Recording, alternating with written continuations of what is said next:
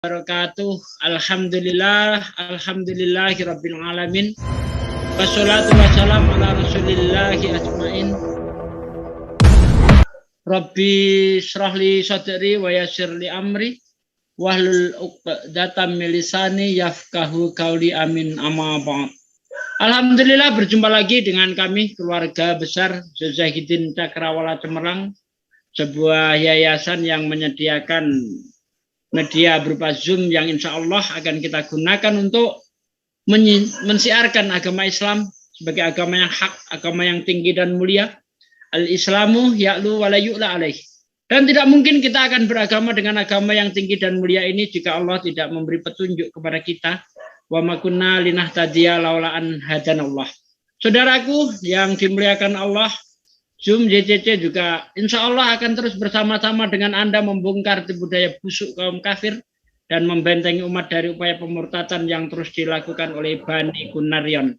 Nah, di kesempatan malam ini saudaraku sekalian, kita akan mereaksi sebuah video yang berjudul "Setiap Orang Cerdas Pasti Murtad". Nah, ini orang-orang halu bikin judul seenak udelnya ya. Padahal kita tahu bahwa tidak ada satu ekor pun orang yang cerdas itu murtad. Ya, justru orang-orang yang bodoh itulah yang murtad. Nah, bagaimana videonya nanti kita saksikan bersama-sama. Tapi sebelumnya saya ucapkan terima kasih kepada saudaraku sekalian yang sudah mendukung channel-channel dakwah. Ya, ada Salam Akal Sehat, Yan JCC, Islam Cerdas, Zulfikar Official, Andi Salebes Channel, Andi Salebes Official, Cak Tahta Channel, juga ada Zulkifli MA Bas Official, dan ada juga Erwin Audio Channel. Nah, saudaraku pejuang tauhid, jangan lupa didukung juga Ronald JCC Official ya. Di malam ini ada beberapa menara siar yang live yang berafiliasi dengan JCC. Zulkifli emang Bas. Ya udah saya sebut. Oh iya. Nah, saudaraku sekalian, mari kita dukung channel-channel yang berbasiskan dakwah ya. Insya Allah dengan mendukung channel-channel dakwah Anda sudah ikut ambil bagian dalam dakwah. Jika Anda tidak mampu menyampaikan dengan lisan Anda, setidaknya dengan jempol Anda, karena jari-jari Anda nanti di akhirat juga akan ikut bersaksi atas perbuatan Anda. Al-yauma nahtimu ala afwahihim wa tukallimuna aydihim wa tashhadu arjuluhum bima kanu yaksibun. Mulut Anda terkunci, tetapi tangan Anda, kaki Anda akan ikut berbicara. Maka dari itu, supaya bersaksi dengan kesaksian-kesaksian yang baik, gunakan jari-jari Anda untuk mendukung channel-channel dakwah. Dan jangan lupa diklik tombol loncengnya, supaya setiap kami upload video baru atau live, Anda mendapatkan notifikasi dari kami. Oke, saya kira tidak perlu panjang lebar. Bang Ronald sudah siap videonya. Langsung saja di share screen dan kita dengarkan bersama-sama. Setelah itu kita reaksi bersama. Belum bisa share screen, Bang. Belum bisa share screen. Kenapa begitu, Bang? Dibuka dulu share screen-nya, dibuka dulu. Udah. Buka itu. Kenapa nggak ngomong dari tadi? Kan udah saya buka tadi. Aduh. Udah. Udah, silakan Bang Ronald. Sabar ya sebentar, ada. Belum bisa, Bang. Belum bisa. Aduh. Silakan coba host disable partisipan screen share. Host disable partisipan screen share. Oh, Bang Ronald coba dikasih ke host biar share screen, Bang Andi. Oke, tunggu. Ya, dikasih. Wah, ini ada kesalahan teknis ini, belum dipersiapkan. Oke, lanjut. Ya. Mas Ronald udah. Udah, Bang Ronald, silakan Bang Ronald. Sabar ya, saudara-saudaraku sekalian, namanya manusia itu tidak ada yang sempurna. Aduh. Kenapa bisa begini? Sabar. Tolong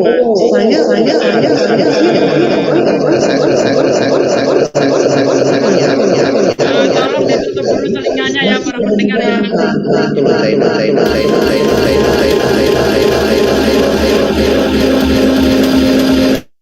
Kenapa bisa begitu, Bang Ronald?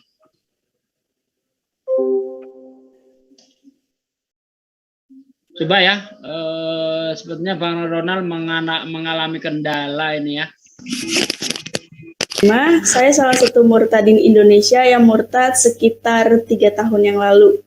Dan saat ini saya memiliki beberapa pertanyaan mengenai kekristenan dan juga Islam Salah satu pertanyaannya adalah, apakah jalan keselamatan dalam agama Kristen dan Islam? Dan nanti yang akan menjawab pertanyaan ini adalah salah satu Kristuber yang pastinya para penonton tanpa ragi mengenalnya juga. Langsung aja kita sambut untuk Bang Fadil, waktu dan kesempatan, dan bersilakan. Salam. Assalamualaikum.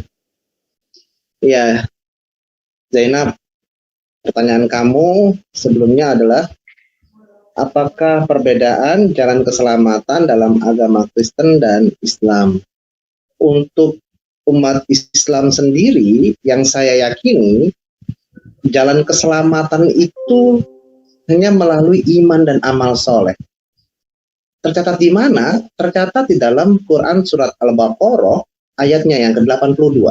Ya, walladzina amanu wa amilus solihati ulaika ashabul jannah hum fiha khalidun. Dan orang-orang yang beriman dan mengerjakan kebajikan, mereka itu penghuni surga, mereka kekal di dalamnya. Jadi dengan amal soleh, mengerjakan kebajikan, ya.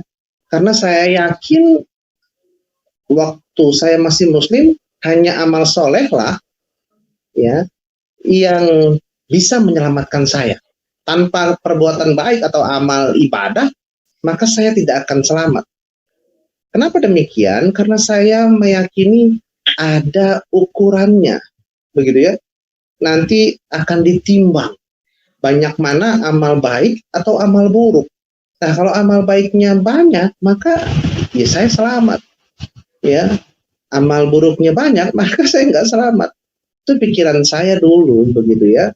Tapi ternyata setelah saya dalami lagi, ya lebih dalam, waktu di kampus begitu ya, ternyata sedikit pun punya dosa maka akan masuk neraka, harus dibalas atau dibakar di api neraka, disucikan dulu, udah bersih baru diangkat, ya, masuk ke dalam surga, begitu ya.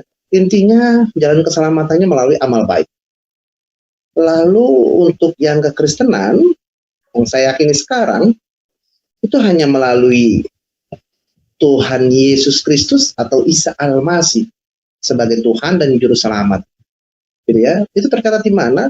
Tercatat di dalam Yohanes pasalnya yang ke-14 ayatnya yang ke-6. Kata Yesus kepadanya. Oke. Sesuai dengan judul video saya ya, saudaraku sekalian. Di judul video saya itu, kenapa orang bodoh pasti murtad. Ya. Ini akan saya tunjukkan kebodohan dia. Ternyata dia kekristenan pun tak paham. Memang benar di dalam Islam untuk mencapai keselamatan, salah satunya itu adalah beramal soleh. Sebagaimana yang tertulis di dalam surah Al-Asr, yang wal asri innal insana lafi khusrin ilal ladzina amanu wa amilus solihati wa tawasaw bil haqq wa tawasaw bis sabr. Demi masa sesungguhnya sebagian besar manusia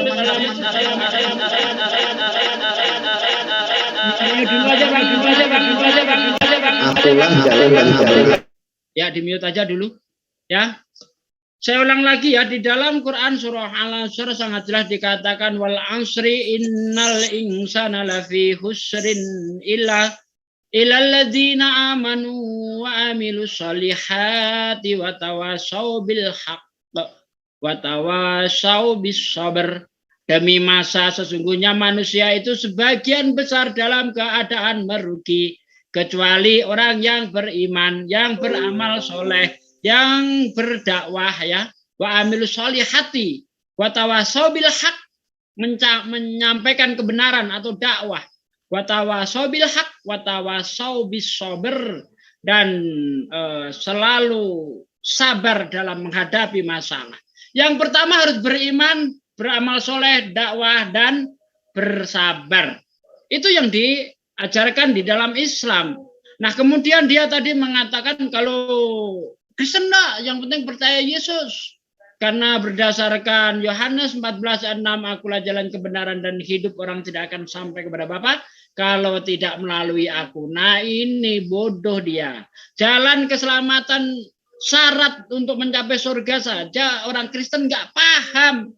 Padahal Yesus menjelaskan bahwa jalan untuk mencapai surga itu juga harus dengan beramal soleh. Selain beriman, sebagaimana yang tertulis di dalam Yohanes 17 ayat 3. Inilah hidup yang kekal itu, yaitu mereka mengakui bahwa Engkaulah satu-satunya Allah yang benar dan Yesus Kristus yang diutus. Emang kalian tahu jalan keselamatan? Sabar. Ini siapa sih? Nanti kalau mau debat sama saya. Nanti debat sama saya. Tolong di-mute dulu itu. Oke, siap Sugi. Ya, sip. Ya. Nah, si tolol mulu. Aduh, ini orang dikik aja lah. Ini memang mulut busuk pemakan babi ini. Loh, ya? Kamu kan dikutuk jadi babi nanti. Ini siapa sih? Mau saya tunjukin ini Vergudok ini Vergudok. Ini kick aja dulu. Saya Khalifah Malik. Aduh, dikik dong, biar nggak ganggu dong. Itu nggak ada. Apa ya? Saya ulang lagi ya. Syarat di dalam Kristen atau ajaran Yesus untuk dimasukin lagi ini kepanasan ya kalian kikik orang. Manusia Allah mana nih nggak mampu ya. Ini, aduh. Ngapain dimasukin terus di? Ntar dianu dulu apa namanya? Aku tanya sama kamu Sugi, kamu tahu jalan keselamatan? Aduh, ini meetingnya di apa? Waduh. Jalan keselamatanmu gimana Sugi? Kacau ini orang nih. Enggak bisa. Jalan keselamatan bunuh lu. Udah Bang Yan, udah. Nah, satu aja yang respon. Di anu aja Kamu ngutip-ngutip Alkitab enak aja, saya enak jidatmu. Sekarang ganggu aja nih orang. Kamu yang ganggu orang. Ngapain kamu? Bang Handi masih Bang Handi. Minta kos Bang Handi. Itu anunya dia Handi ini kasih kos dong. Bang Handi. Lanjut. Sabar. Udah ditangani, lanjut. Udah ditangani. Diluk. Bagi kos dulu. Oke, saudaraku, ini ada gangguan dari manusia sampah penghujat itu tadi ya. Kita lanjutkan lagi ya. Ternyata orang Kristen itu bahkan syarat untuk mencapai keselamatan mereka tidak paham. Seperti yang saya katakan pertama tadi, ya jalan untuk mencapai keselamatan itu yang pertama menurut Yesus harus beriman. Inilah hidup yang kekal itu, yaitu mereka mengaku bahwa Engkaulah satu-satunya Allah yang benar dan Yesus Kristus yang diutus. Tidak cukup dengan itu saja, saudaraku sekalian. Ya, kedua apa? Beramal soleh. Hal ini jelas tertulis di dalam Lukas 18 ayat 18 sampai ayat 20 ya, ketika ada orang kaya bertanya kepada Yesus, "Guru yang baik, perbuatan apa yang harus aku lakukan supaya mendapatkan hidup yang kekal?" Dijawab oleh Yesus, "Mengapa kamu berkata aku baik? Yang baik itu hanya Allah saja. Jika kamu ingin mendapatkan hidup yang kekal, apakah engkau tidak tahu perintah Allah? Jangan membunuh, jangan bersaksi dusta, ya. Hormati orang tuamu seperti kamu menghormati dirimu sendiri. Ya, hormati orang tuamu, kasihi sesamamu seperti kamu mengasihi sesamamu." Ya, dijawab oleh orang kaya itu, "Hal itu sudah aku lakukan sejak masa mudaku." Kalau begitu kurang satu lagi, kata Yesus. Apa itu? Jual hartamu, kasihkan si miskin, maka kamu akan mendapatkan harta di surga. Itu yang diajarkan Yesus. Syarat untuk masuk surga bukan mempercayai Yesus itu Tuhan mati disalib untuk menebus dosa manusia, tapi jalan masuk surga yang diajarkan Yesus yaitu dengan cara apa? Dengan cara beriman, hanya percaya hanya ada satu Tuhan dan Yesus utusannya, kemudian beramal soleh. Matius 7 ayat 21, bukan setiap orang yang berseru kepadaku Tuhan, Tuhan akan menduduki kerajaan surga, melainkan mereka yang menuruti kehendak Bapakku yang di surga. Nah, ada ahlinya di sini. Siapa dia? Guru saya Akhi Juma. Tafadhol, Akhi Juma. Terima kasih Gurunda. Masya Allah, materinya sangat luar biasa ya. Mengkao langsung pas di jidat yang tadi itu ya. Orang-orang yang tidak punya ilmu meninggalkan kebenaran menuju kepada kesesatan. Jadi orang yang tadinya disebut hewan, domba, begitu mu'alaf berubah menjadi manusia. Yang murtad, yang tadinya manusia menjadi binatang. Itu kode etiknya begitu. Lalu kemudian Al-Quran menerangkan begini. Jaminan keselamatan itu pasti.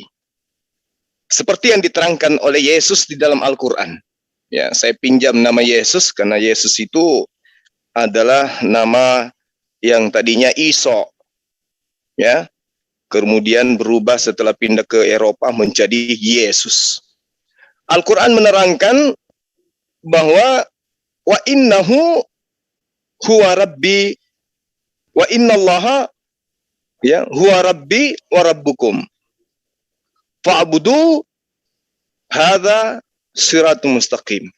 Jadi jalan yang lurus itu adalah menyembah Allah, Tuhanku dan Tuhanmu.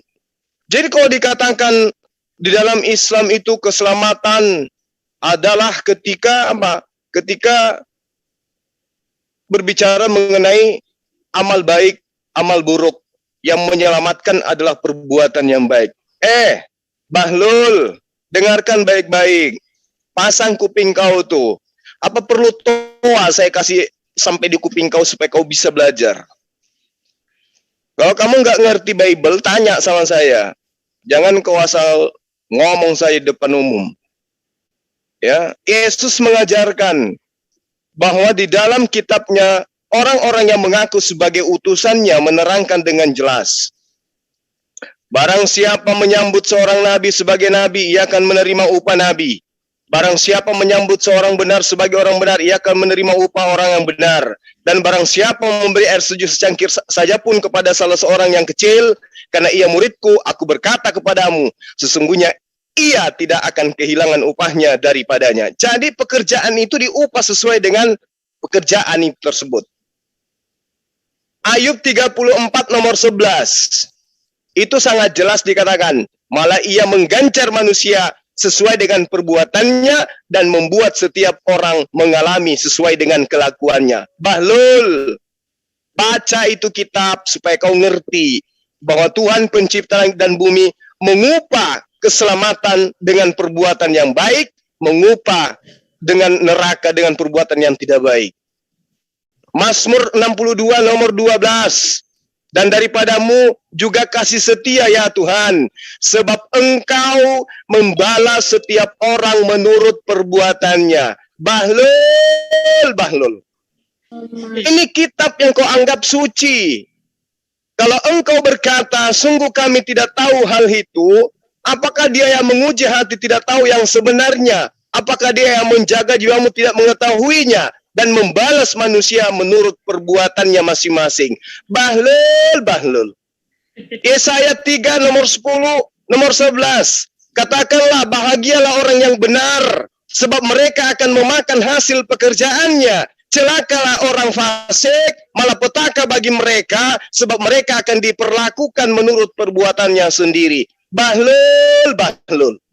Yeremia 17 nomor 10. Aku Tuhan yang menyelidiki hati dan menguji batin untuk memberikan balasan kepada setiap orang setimpal dengan tingkahnya, setimpal dengan hasil perbuatannya. Bahlul, bahlul. Yeremia 32 nomor 19. Besar dalam rancanganmu dan agung dalam perbuatanmu. Matamu terbuka terhadap segala tingkah langkah anak-anak manusia, dengan mengganjar setiap orang sesuai dengan tingkah lakunya dan sesuai dengan buah perbuatannya. Bahlul, bahlul.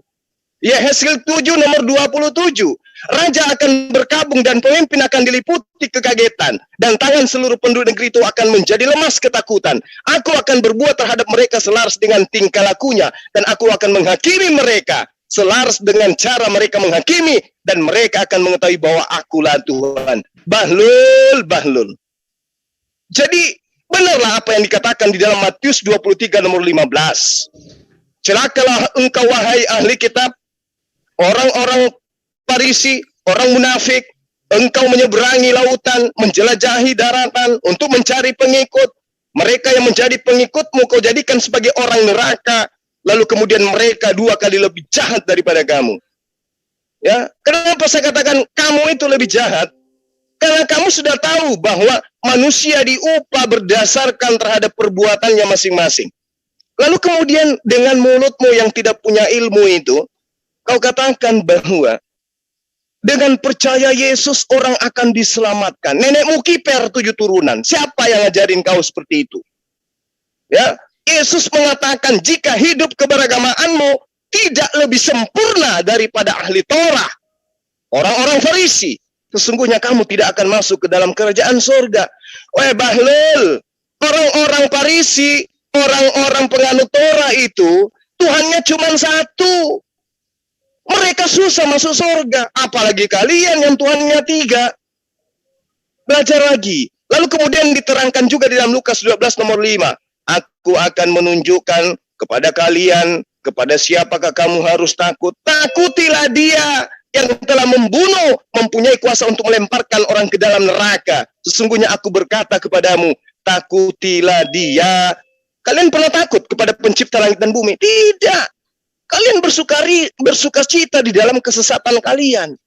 Lalu yang paling penting kalian harus pahami di dalam kitab kalian, ya, Markus 9 nomor 49, nyata diterangkan di situ, karena setiap orang akan digarami dengan api neraka.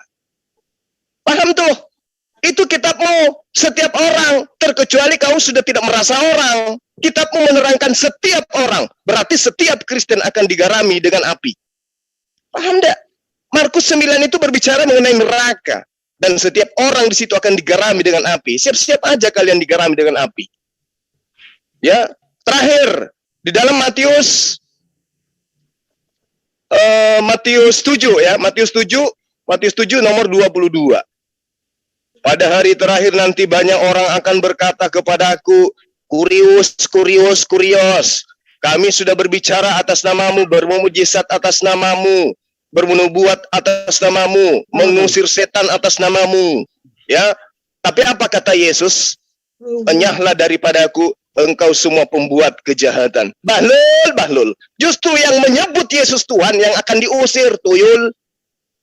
Enak kali kau belajar mengaku sebagai murtad, keluar dari Islam karena kau katakan tidak ada kebenaran dalam Islam. Pahami kau, buka kuping kau baik-baik. Baca Matius 19 nomor 17, apa kata Yesus? Yesus menjawab, mengapa kau bertanya kepadaku tentang hal yang baik? Hanya Allah yang baik. Jika engkau ingin masuk ke dalam surga, kata Yesus, maka taatilah perintah-perintah Allah. Nenekmu kiper, perintah Tuhan yang mana yang kau taati sehingga kau menyembah manusia?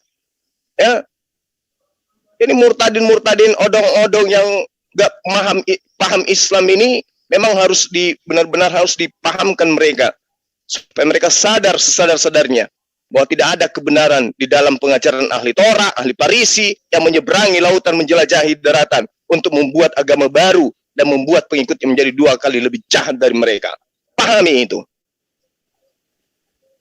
Silakan yang lain dilanjut. Ustaz. Aku. Oke. Jadi gini ya. Yang akan saya sampaikan adalah ya bukan hanya di Islam. Tadi kan yang diikuti cuma Islam. Bahwa Islam itu adalah masuk surga amal soleh gitu.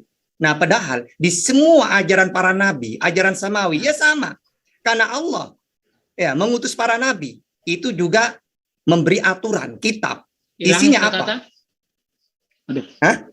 Apa? Saya yang bilang. Lanjut. Ya, karena isinya kitab suci itu aturan-aturan, ajaran ya.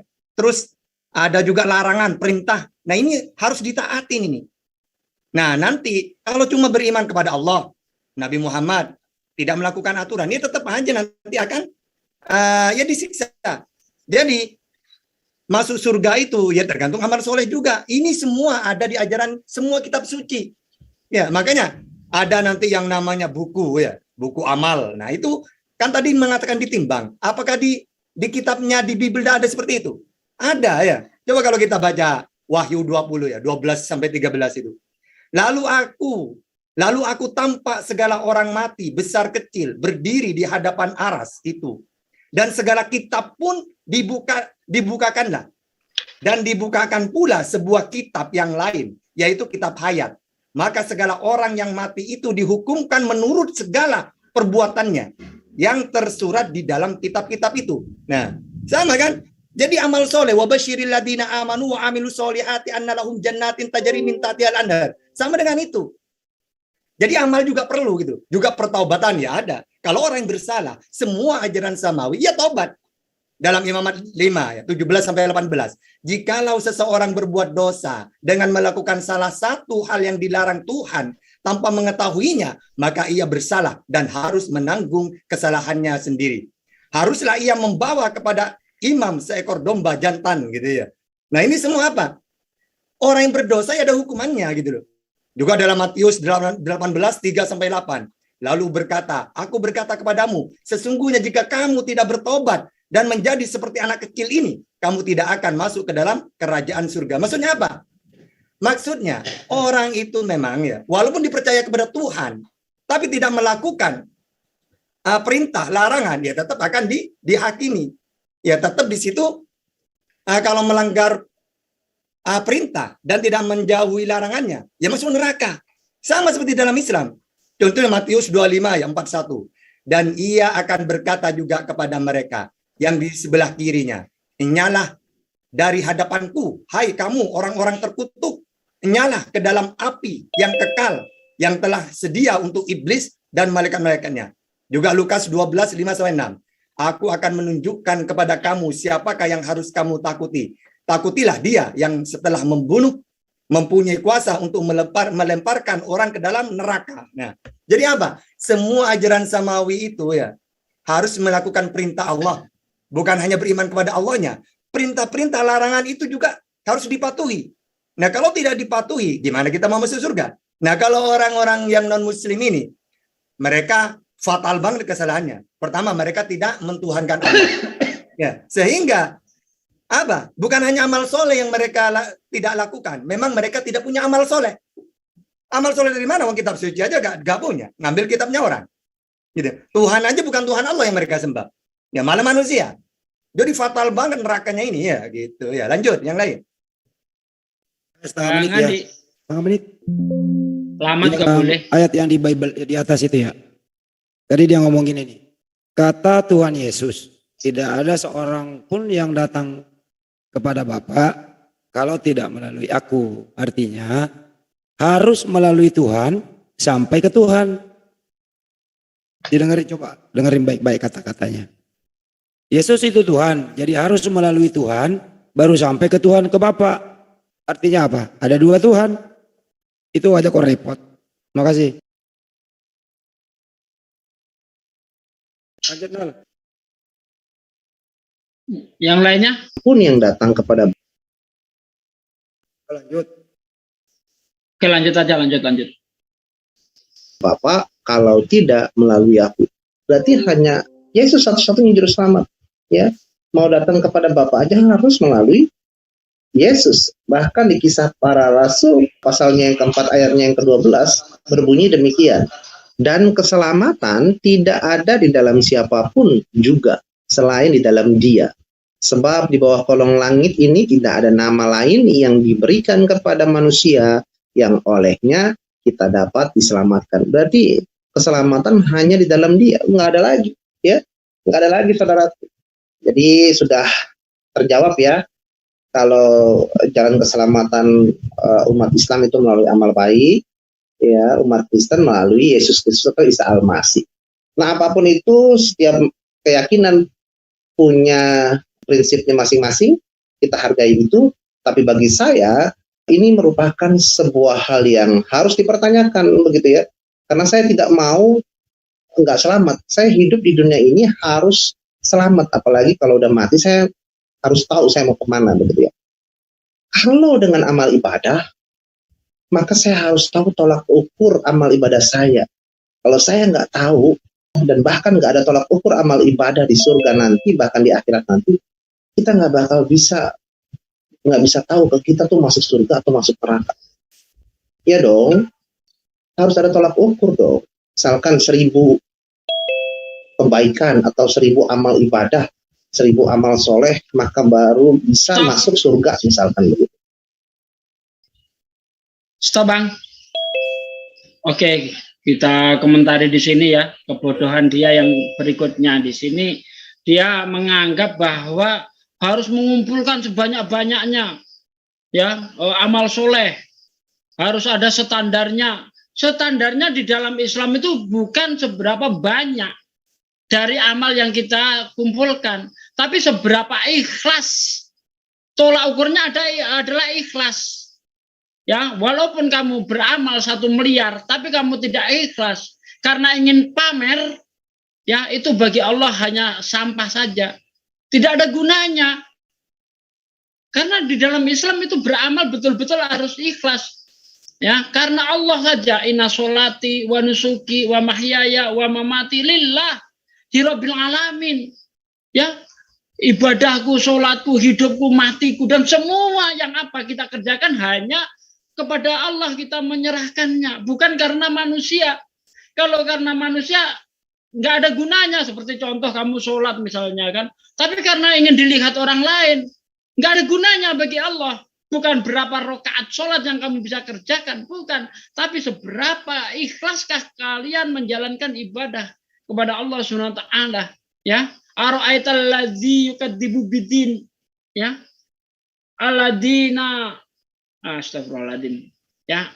Ara'aital ladzi yukadzibu bidin fadzalikal ladzi yad'ul yatim wa la yahuddu 'ala tu'amil miskin fawailul lil musallin alladzina hum an sholatihim sahun alladzina hum yura'un wa yamna'unal ma'un.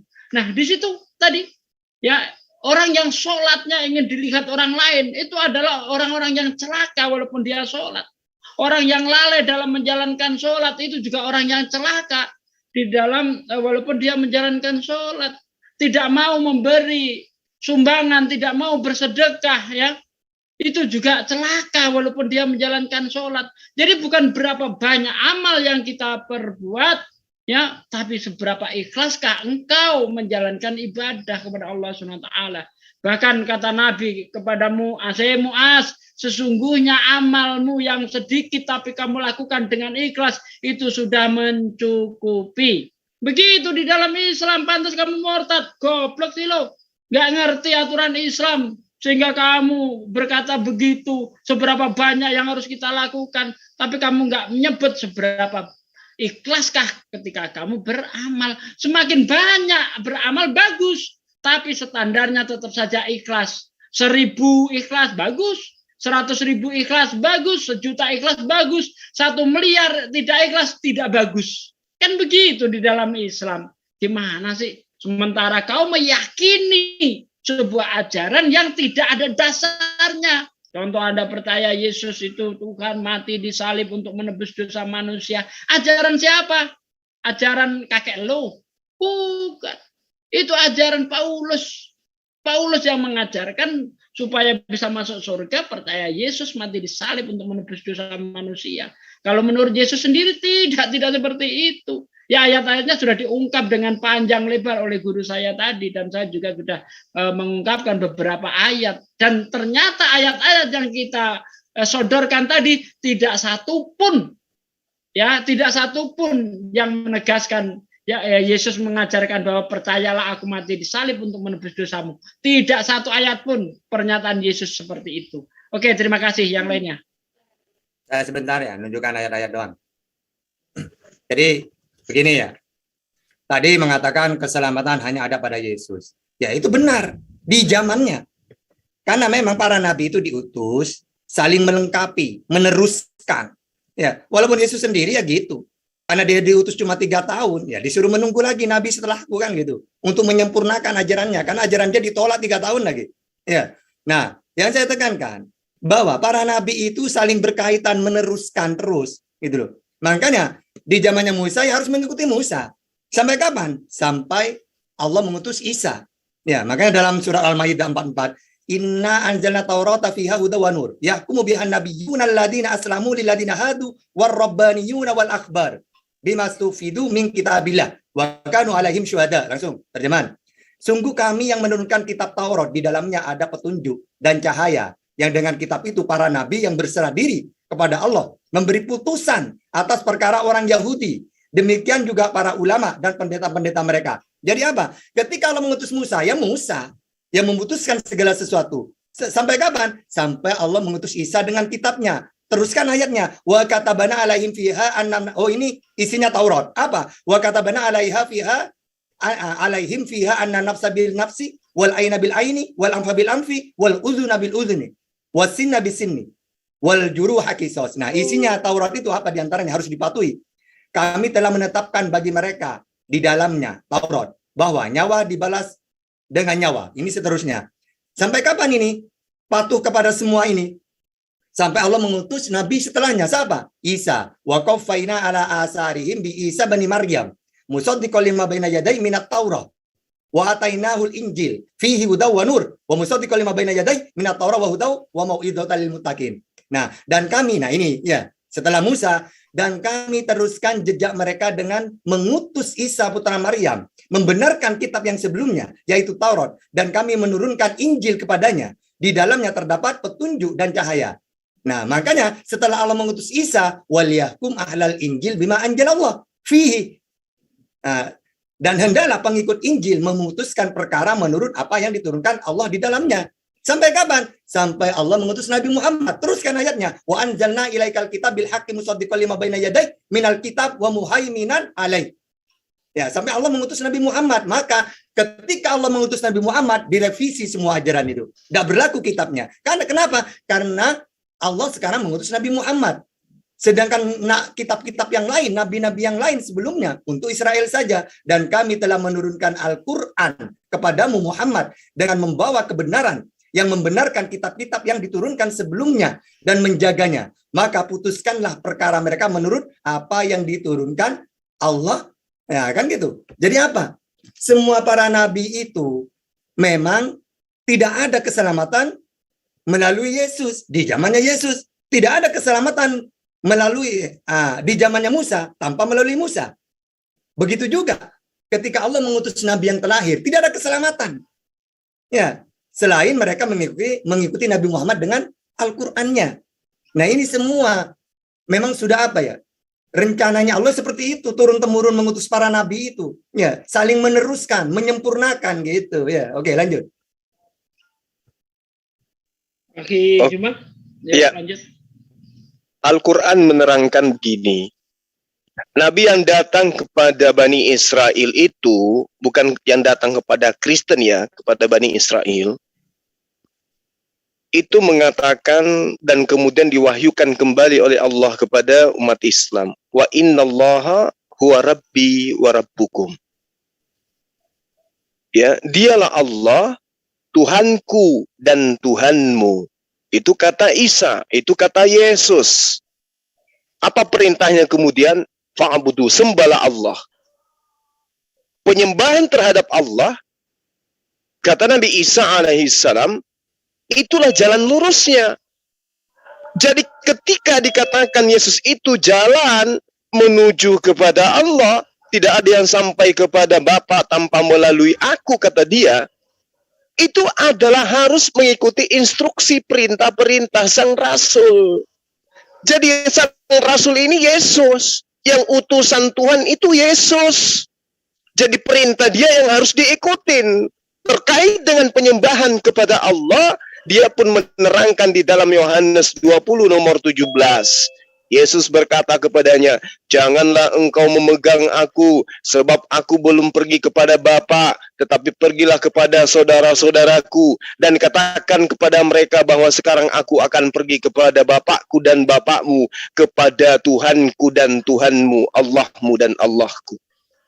Ini pengajaran Yesus. Jadi kalau siapa tadi, si Bahlul ini, ya, mengatakan bahwa keselamatan itu tidak lagi melalui amal kebaikan, tetapi melalui Yesus. Maksudnya melalui Yesus itu apa? Kamu mau membaringkan Yesus terus kau injak belakangnya gitu agar kau nyebrang gitu maksudnya melalui Yesus? Tuyul.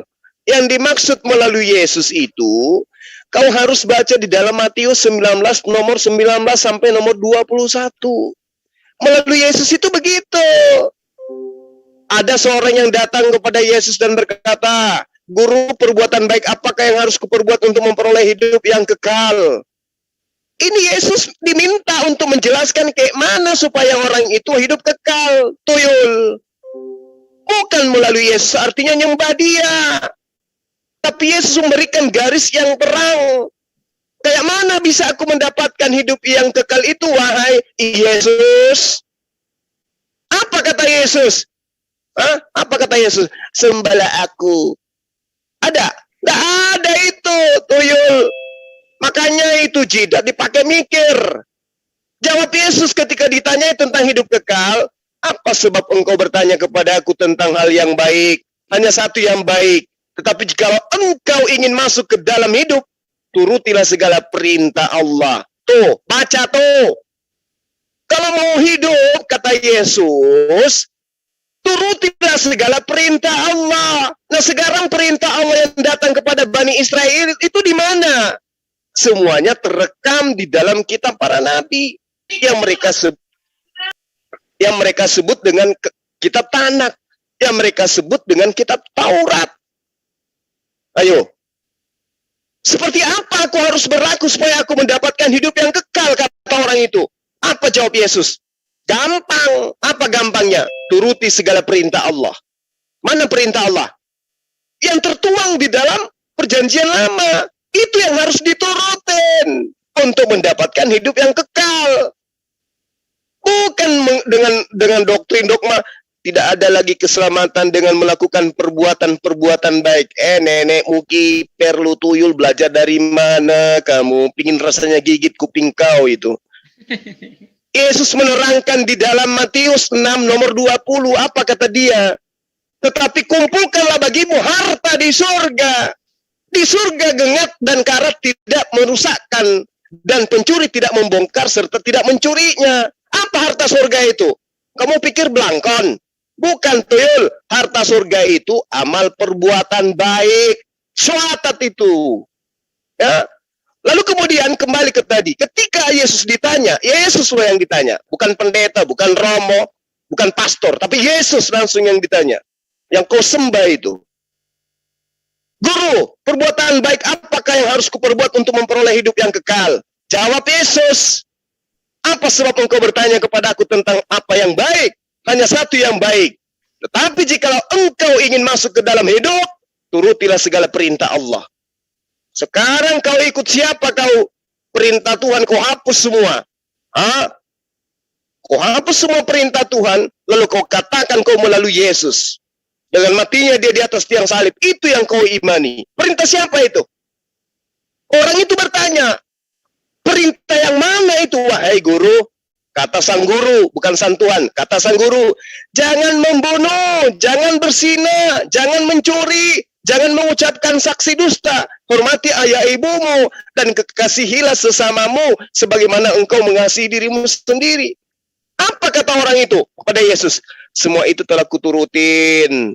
Apalagi yang kurang? Kata Yesus, jikalau engkau hendak sempurna, pergilah jualah segala milikmu, dan berikanlah itu kepada orang-orang miskin. Apa gunanya itu? Saya tanya kau. Apa gunanya orang ini diperintahkan buat jual harta, lalu kemudian memberikan kepada orang miskin? Apa? Untuk mengumpulkan harta sorga. Amal. Bahlul. Diminta oleh Yesus untuk menyempurnakan amal ibadahmu. Jual hartamu, berikan kepada orang miskin. Itu yang disebut impak sedekah. Bahlul. Tujuannya apa? Untuk memperbanyak amal kebajikan. Tuyul. Ya, maka engkau akan memperoleh harta di surga. Jadi harta surga itu amal perbuatan. Sesuai dengan Matius 6 nomor 20, perbanyak harta surga artinya perbanyak amal kebajikan. Karena amal kebajikan itu menurut Yesus yang menyebabkan orang mendapatkan hidup yang kekal. Bahlul. Inilah yang perlu kamu pelajari, ya wahai murtadin karpet. Diterangkan di situ sangat jelas, kita mau plototin itu. Jangan karena kau ingin bebas dari aturan Tuhan, kau lagi-lagi kau mengucilkan ajaran Tuhan. Ajaran Tuhan yang datang kepada Bani Israel kau nistakan. Datang lagi ajaran Tuhan dari Bani Ismail juga kau kreditkan. Enak aja kau. Kata Yesus di dalam Matius 19 nomor 16 sampai nomor 21 itu, setelah itu semua kau lakukan, datanglah kemari. Datang ke aku, kata Yesus. Apa? Datang untuk apa? Datang untuk apa? Datang untuk nyembahku? Tidak. Tapi apa? Datanglah kemari dan ikutlah aku. Ngerti enggak kamu kalau dikatakan ikutlah aku? Ngerti enggak? Kamu udah tahu aku disunat, ikut. Kamu udah tahu aku ibadah sujud, ikut. Kau udah tahu cara saya nyembah seperti apa, ikut. Sujud aku, puasa aku, nyembah hanya kepada Allah, ikut. Tuyul, Bahlul, itu perintah. Jadi kalau kau katakan tidak ada keselamatan dengan amal perbuatan, kamu belajar di mana? Ingin rasanya gigit kuping kau itu. Kisah para Rasul 14 nomor 22 jelas sekali diterangkan. Di tempat itu mereka menguatkan hati murid-muridnya dan menasihati murid-muridnya supaya murid-muridnya bertekun di dalam iman dan mengatakan bahwa untuk masuk ke dalam kerjaan Allah kita harus mengalami banyak sengsara. Kalau banyak mengalami sengsara, Tuyul, harus beribadah. Kau harus meninggalkan segala perintah, meninggalkan segala larangan dan melaksanakan segala perintah. Itu yang dikatakan sengsara di dalam beriman. Ad-dunya sijnul mu'minin wa jannatul kafir. Jangan kau jadikan dunia ini menjadi surga. Pernah nyoba maksudnya? Oke, saya kira begitu ya, sahabat-sahabat sekalian. Yang pada intinya, Yesus menerangkan di dalam Al-Quran dikatakan juga sama, di dalam kitabnya mereka juga sama. Bahwa keselamatan itu tidak lain dan tidak bukan adalah menyembah kepada pencipta langit dan bumi. Bukan menyembah kepada ciptaan. Demikian untuk sementara. Mungkin saya sedikit boleh? Boleh.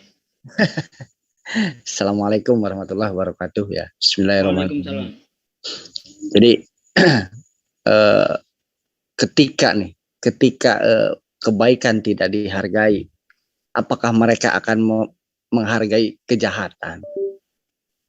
Karena kebaikan itu, nilai kebaikan itu harus ada nilainya, harus ada upahnya, bukan hanya sebagai kewajiban, tapi harus ada nilai plusnya. Nah, ketika kebaikan mereka ini ketika tidak menghargai sebuah kebaikan, apakah mereka akan menghargai sebuah kejahatan? Disinilah kalian harusnya berpikir. Bukalah, kajilah kitab kalian. Dengan kamu berpikiran sangat pendek sekali gitu loh. Ketika kamu melihat ya, dengan teraniayanya Yesus, dengan terbunuhnya Yesus, dengan terhinakannya Yesus, kamu sukacita, kamu merasa dosamu sudah terhapus. Tolol itu. Ya, mohon maaf, aku kasar di sini. Karena apa? Kalian ya sudah menghinakan junjungan kalian sendiri. Kalau memang itu adalah junjungan kalian, belum apa-apa. Kamu sudah menghargai dia, bisa disebut anak domba Allah, ya. Digambarkan sebagai pencuri yang datang di malam hari. Coba. Kami sebagai Muslim tidak mau menggambarkan Nabi kamu dengan keburukan-keburukan hal seperti itu. Apalagi dianggap sebagai pencuri yang datang di malam hari. Itu perbuatan jahat, mencuri itu. Kalau seandainya Yesus digambarkan seperti itu sangat-sangat menyakiti itu. Penistaan itu namanya. Kamu sudah menistakan Tuhanmu. Kamu sudah menistakan junjunganmu. Disebut anak domba Allah, kamu sukacita. Disebut pencuri, kamu sukacita. Terbunuh oleh Hansip Romawi, kamu sukacita. Ini kalau saya bilang ya, kalau saya pelajari, ini konspirasi gitu loh. Konspirasinya apa? Orang Paulus sendiri kan orang Yahudi. Ya. Yang ingin membunuh Yesus sejak dari awal siapa? Orang-orang Yahudi. Menghasut orang-orang Romawi yang pada saat itu pemerintahannya. Kamu berpikir di situ, coba kamu berpikir di situ coba. Ya. Harusnya kamu itu ramai-ramai mengutuk. Ya, ramai-ramai mengutuk yang menyalibkan, bukan kamu sama-sama mengutuk Yesus seperti di Galatia. Apalagi digambarkan seperti Musa meninggikan patung ular. Itu disamakan seperti itu. Kamu lihat dulu konteksnya, Musa itu meninggikan patung ular itu, apakah patung ular itu adalah Tuhan? Kamu sama aja kamu menyamakan Yesusmu itu dengan ular yang dikutuk oleh Yod-Heh-Waw-He, kata lu ya, kata orang Yahudi atau orang Yudaism yang dikutuk. Nah, lu kentut tuh teman gue. Ya, udah aja. Sekian aja, terima kasih. Ya, lanjutkan dengan yang lain. Ya, terima kasih. Kalau saya dikit doang sih, bahwa kalau memang si Bang, siapa sih namanya ini? Padil ya? Padil. Sudah sekarang mengikuti Yesus, dia akan mengikuti Tuhan. Ajaran Tuhan dia ikuti, Tuhannya adalah Yesus sampai ke rumah Bapa. Ya semoga saja bisa menunjukkan satu ajaran Tuhannya itu namanya Yesus di Bible. Pergi gereja kalau pada hari Minggu itu. Kalau kira-kira ada ajaran Yesus atau ajaran Tuhan Yesus pergi gereja hari Minggu, bisa buktikan tertulis di sana, ya saya rela dibaptis di atas sutet. Kemudian saya didorong ke bawah. Ada Ustadz Sugi nungguin saya di bawah. Siap ya Ustadz? Siap. Habis itu saya ngesot. Iya, makasih Pak Ustadz. Itu aja sih dari saya. Lanjut videonya. Nah kita harus tahu dulu, ya sudah nyampe atau belum. Kalau enggak, ya enggak bisa. Dan saya yakin seluruh umat muslim tidak ada yang berani mengatakan bahwasannya amal ibadahnya lebih banyak daripada amal buruknya. Saya yakin tidak ada yang berani. Ya, tidak ada yang berani. Nah, karena itu keselamatan itu datang melalui Isa Al-Masih, Yesus Kristus. Hanya Dia satu-satunya Tuhan dan Juru Selamat. Stop itu dulu, yang Pak. dinamakan kasih karunia. Dia tadi menantang. Siapa Muslim yang berani mengatakan amal baiknya lebih banyak daripada amal buruknya? Kalau ada seorang Muslim yang amal buruknya lebih banyak daripada amal, aduh ini siapa sih? Tolong di mute dulu dong. Kalau ada seorang Muslim amal buruknya lebih banyak daripada amal baiknya, itu orang pekok, orang paling goblok, orang paling merugi. Kenapa bisa begitu? Karena di dalam Islam baru niat baik saja dihitung satu. Aduh. Tolong di mute dong. Aduh, ya. Orang Muslim baru niat baik dihitung satu. Kalau hal itu dijalankan dihitung dua. Sedangkan kalau niat buruk belum dihitung. Kalau dia melakukan keburukannya dihitung satu. Bagaimana bisa tekor? Ini hanya orang bodoh saja yang tekor. Nah, apakah kita ini kalau mau niat buruk punya pikiran jahat langsung dihitung dosa? Tidak. Tidak. Jadi seorang Muslim yang benar dia harus amal baiknya lebih banyak. Karena dia selalu menjalankan ibadah. Ya, waktu subuh dia sholat. Antara subuh dan duhur, seandainya dia melakukan dosa, dihapus ketika dia melakukan sholat duhur. Di dalam Al-Quran jelas sekali, dikatakan orang-orang yang sholat itu seperti orang yang mandi di sungai 5 kali. Apakah masih ada kotoran di situ? Tentu tidak. Melakukan dosa setelah duhur diselesaikan di waktu asar. Melakukan dosa setelah asar diselesaikan di waktu maghrib. Melakukan dosa di waktu maghrib bisa diselesaikan di waktu isya, dihapus.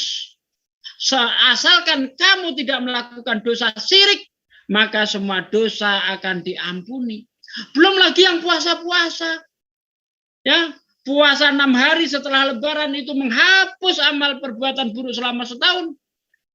Bagaimana mungkin seorang muslim bisa tekor kalau dia betul-betul menjalankan perintah-perintah Allah? Allahu Akbar. Muslim adalah orang-orang yang benar-benar taat kepada Allah sehingga tidak mungkin tekor. Hanya orang-orang yang merugi, yang tidak mau beriman, tidak mau beramal soleh, tidak mau berdakwah, dan tidak mau bersabar. Itulah orang-orang yang tekor. Makanya dikatakan dalam ayat itu, wal asri innal insana lafi husrin ilah. ilal ladzina amanu wa amilus solihati wa tawasau bil haq wa tawasau bis sabar. Demi masa, kata Allah, sungguh sebagian besar manusia itu merugi, kecuali, lihat ada kecuali di situ. Beriman, beramal soleh, berdakwah, bersabar. Kalau kamu melakukan 4 hal ini, kamu tidak akan pernah merugi. Itu ajaran Islam. Makanya kamu bodoh sehingga kamu murtad, tidak paham ajaran Islam. Terima kasih. Lanjut, lainnya. Aki Juma, silahkan. Ini kalau nggak ditunjuk nggak mau ngomong Aki Juma. Enggak, Aki. Saya masih menunggu informasi Bu Uti gitu, kesel aja gitu. Oke. Udah saya batalin kerjaan, bilangnya jam 9, tatonya kabur batalin. Jengkel lah. Jadi jaminan keselamatan di dalam ajaran agama Islam itu, dalam hal apa yang diocehkan oleh murtadin tadi, dalam surah Al-Baqarah ayat 25 diterangkan oleh Allah. Sampaikanlah kabar gembira kepada orang-orang beriman yang berbuat amal soleh, bahwa bagi mereka disediakan surga. Itu datanya ada. Nah sekarang kalau kita minta, mana dalilnya jaminan keselamatan dari Yesus untuk Kristen penyembah-penyembahnya? Ada enggak? Satu ayat saja, satu dalil saja di dalam kitab kalian, bahwa Yesus menjamin keselamatan kepada orang Kristen. Ada enggak? Orang Kristen dalam arti kata penyembahnya ya, yang makan babi, yang berkulup, yang ibadah minggu, menyembah manusia bernama Yesus. Ada enggak dalilnya jaminan keselamatan itu? Kalau di Islam ada bergejibun ayat yang memberi jaminan keselamatan kepada umat Islam. Wa basyiril ladzina amanu wa amilus solihati anna lahum jannatin tajri min tahtihal anhar. Kullama ruziqu minha min thamaratin rizqa.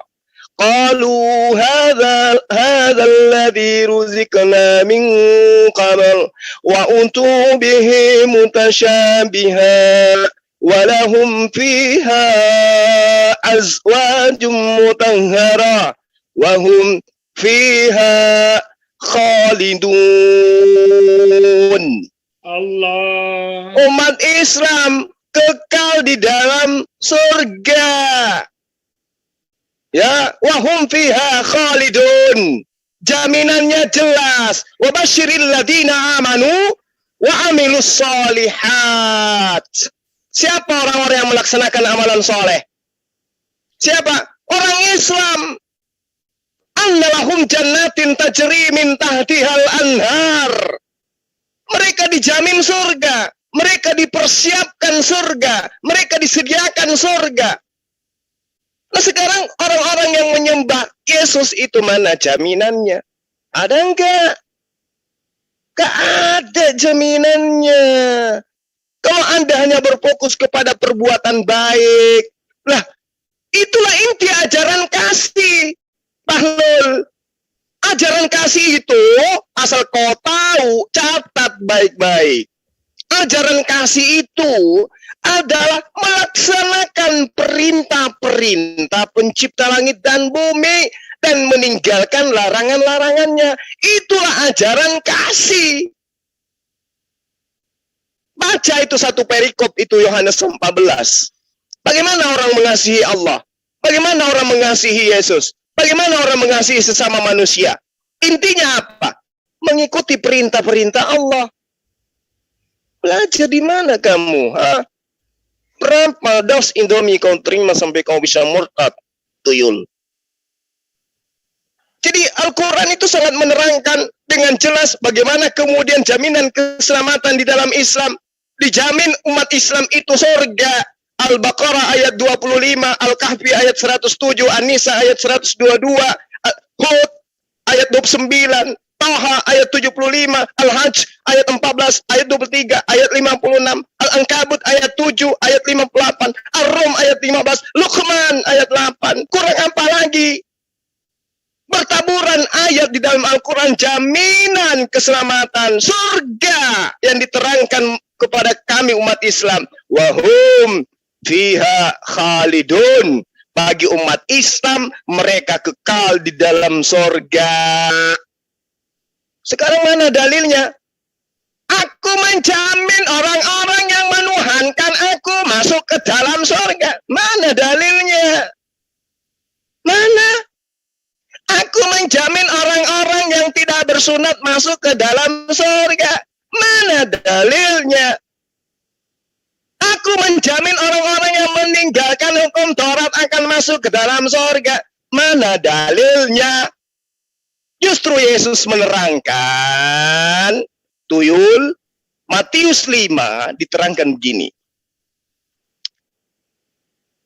Barang siapa yang menghilangkan hukum Taurat, meski yang paling terkecil sekalipun, lalu mengajarkan juga kepada orang lain, maka dia akan menempati kerajaan surga yang paling rendah. Kerajaan surga itu kan, kerajaan Tuhan itu kan akhirat. Nah, orang yang meninggalkan Taurat dan mengajarkan orang lain, tempatnya nanti di akhirat paling terendah. Apa itu? Neraka. Telan itu, makan itu. Bahlul. Jadi saya katakan kepada ini ya, mudah-mudahan Anda mendengarkan video saya, melihat dan menyimak apa yang kita sajikan malam hari ini. Bagi yang murtadin, dengarkan baik-baik. Tak ada keselamatan bagi kalian. Ya, segala dosa diampuni oleh Allah, tapi ada satu dosa yang tidak diampuni. Ya, seperti kalian lakukan inilah, menyembah selain daripada Allah. Itu yang perlu ya teman-teman Muslim pahami. Hindarkan diri Anda dari ajaran yang tidak ada jaminan keselamatan dari Nabiullah. Nabi Isa alaihissalam menjamin keselamatan kepada umat Islam. Apa jaminannya? Innallaha huwa rabbi wa rabbukum fa'budu hadza siratul mustaqim. Itu jaminan Yesus kepada umat Islam. Sembahlah Allah, Tuhanku dan Tuhanmu, itulah jalan yang lurus. Jalan lurusnya apa? Menyembah Allah, Tuhannya Yesus dan Tuhannya Nabi Muhammad sallallahu alaihi wasallam. Itulah keselamatan. Jaminannya surga. Demikian. Saya. Oke. Setelah Bang Juma saya loh ya, jangan direbut. Oke. Enggak, saya mangkel. Lanjut. Terpental terus saya itu live-nya. Oke. Jadi tadi dia mengatakan bahwasanya Islam tidak pernah berani mengatakan amal baiknya lebih banyak. Loh, Islam itu tidak pernah ngurus itu. Karena tekan dalam Islam itu adalah takwa, melaksanakan perintah Allah, menjauhi larangannya. Udah, ngapain ngurus-ngurus itu, urusannya Allah nanti amal itu. Yang penting kita itu tahu kuncinya hidup apa. Wa ma khalaqtul jinna wal insa illa liya'budun. Makanya dia mengatakan tadi, jadi keselamatan itu hanya ada pada Yesus. Jangan pede. Kalau kami teliti, Kristen itu bukan pengikut Yesus, justru menyimpang semuanya 100% ajaran Yesus. Coba teliti aja per ayat, per imani saja ya, yang mereka imani. Ya, Yesus jelas-jelas baik dalam Matius 15:24 ya, Yohanes 17:9, ya Matius 2:6, ya KPR, ya KPR itu bukan kakekmu kiper, bukan. Para Rasul, ya. 13:23. Semua ini kan mengatakan utusan untuk Israel, tapi malah dituhankan, coba. Udah jelas-jelas ayatnya, aku utusan untuk Israel. Bahkan dalam Markus 6:4, nabi, tapi tetap aja mereka itu mentuhankan gitu loh. Nah, ini yang pertama, penyimpangan. Yang kedua, dalam Yohanes 12:50 udah jelas saya menerima wahyu. Ya, menerima ajaran. Malah dikatakan ya, menerima firman, malah dikatakan firman jadi manusia. Di mana ayat Yesus mengatakan seperti itu? Kan nggak ada. Jadi kalau diteliti, semua imannya Kristen itu bukan mengikuti, tapi mengingkari. Ya, dalam Islam ya, coba saya contohkan. Islam itu semuanya mengikuti Rasulullah melalui Al-Quran dan hadis. Kalau menyimpang dari itu, tidak akan selamat. Taraktu fikum amro ini lan tadillu ma tamassaktum bihima alkitab was sunnah. Aku meninggalkan dua perkara. Yang mana kalau kalian berpegang kepada keduanya, maka tidak akan tersesat. Apa? Al-Quran dan hadis. Yang keluar dari itu, udah menyimpang. Bukan Islam lagi. Nah, kalau kita teliti Kristen, malah menyimpang semuanya itu dari ajaran Yesus itu. Ya, kalau si ya, itu masih beriman kepada Allah. Itu pun sesat. Karena ada ajaran-ajaran lain yang ada dalam kitab suci Al-Quran dan hadis yang mereka menyimpang. Padahal mereka itu percaya kepada Nabi Muhammad, percaya kepada Allah. Tapi ada akidah-akidah yang mereka menyimpang, akhirnya dikeluarkan. Tegas Islam itu. Kalau Kristen, semuanya malah keluar dari ajaran Yesus. Ya. Makanya, Gurunda Juma ya sering lah meluruskannya. Bahwa kalian itu bukan pengikut kan gitu ya. Diteliti coba. Yesus itu dalam Lukas 6:12 ya, berdoa semalaman. Terus mengatakan lagi, ya, ampunilah dosa kami, ya Tuhan, sebagaimana kami mengampuni orang-orang bersalah kepada kami. Minta ampun. Ya, mereka malah ke gereja. Kapan Yesus ke gereja? Malah mereka nyanyi-nyanyi. Ya. Nah ini semuanya kalau kita teliti, per ayat, per dalil, cocokkan. Kalau Islam cocok semuanya. Quran, hadis. Ya. Tapi kalau mereka, ketika kita teliti dengan ajaran mereka, yang katanya kitab sucinya, Bible itu. Tapi 100% kalau diteliti itu menyimpang semuanya. Bukan pengikut itu, tapi menyimpang. Ya. Merusak ajaran Yesus. Gitu. Lanjut. Bang Andi, jangan lupa. Bang Andi, mau komentar enggak? Kalau enggak kita lanjut. Lanjut. Aku mesti komentar, boleh nggak? Oh ya, ayo. Oh ya, oke. Saya menambahkan aja ya. Jadi untuk umat Islam ya.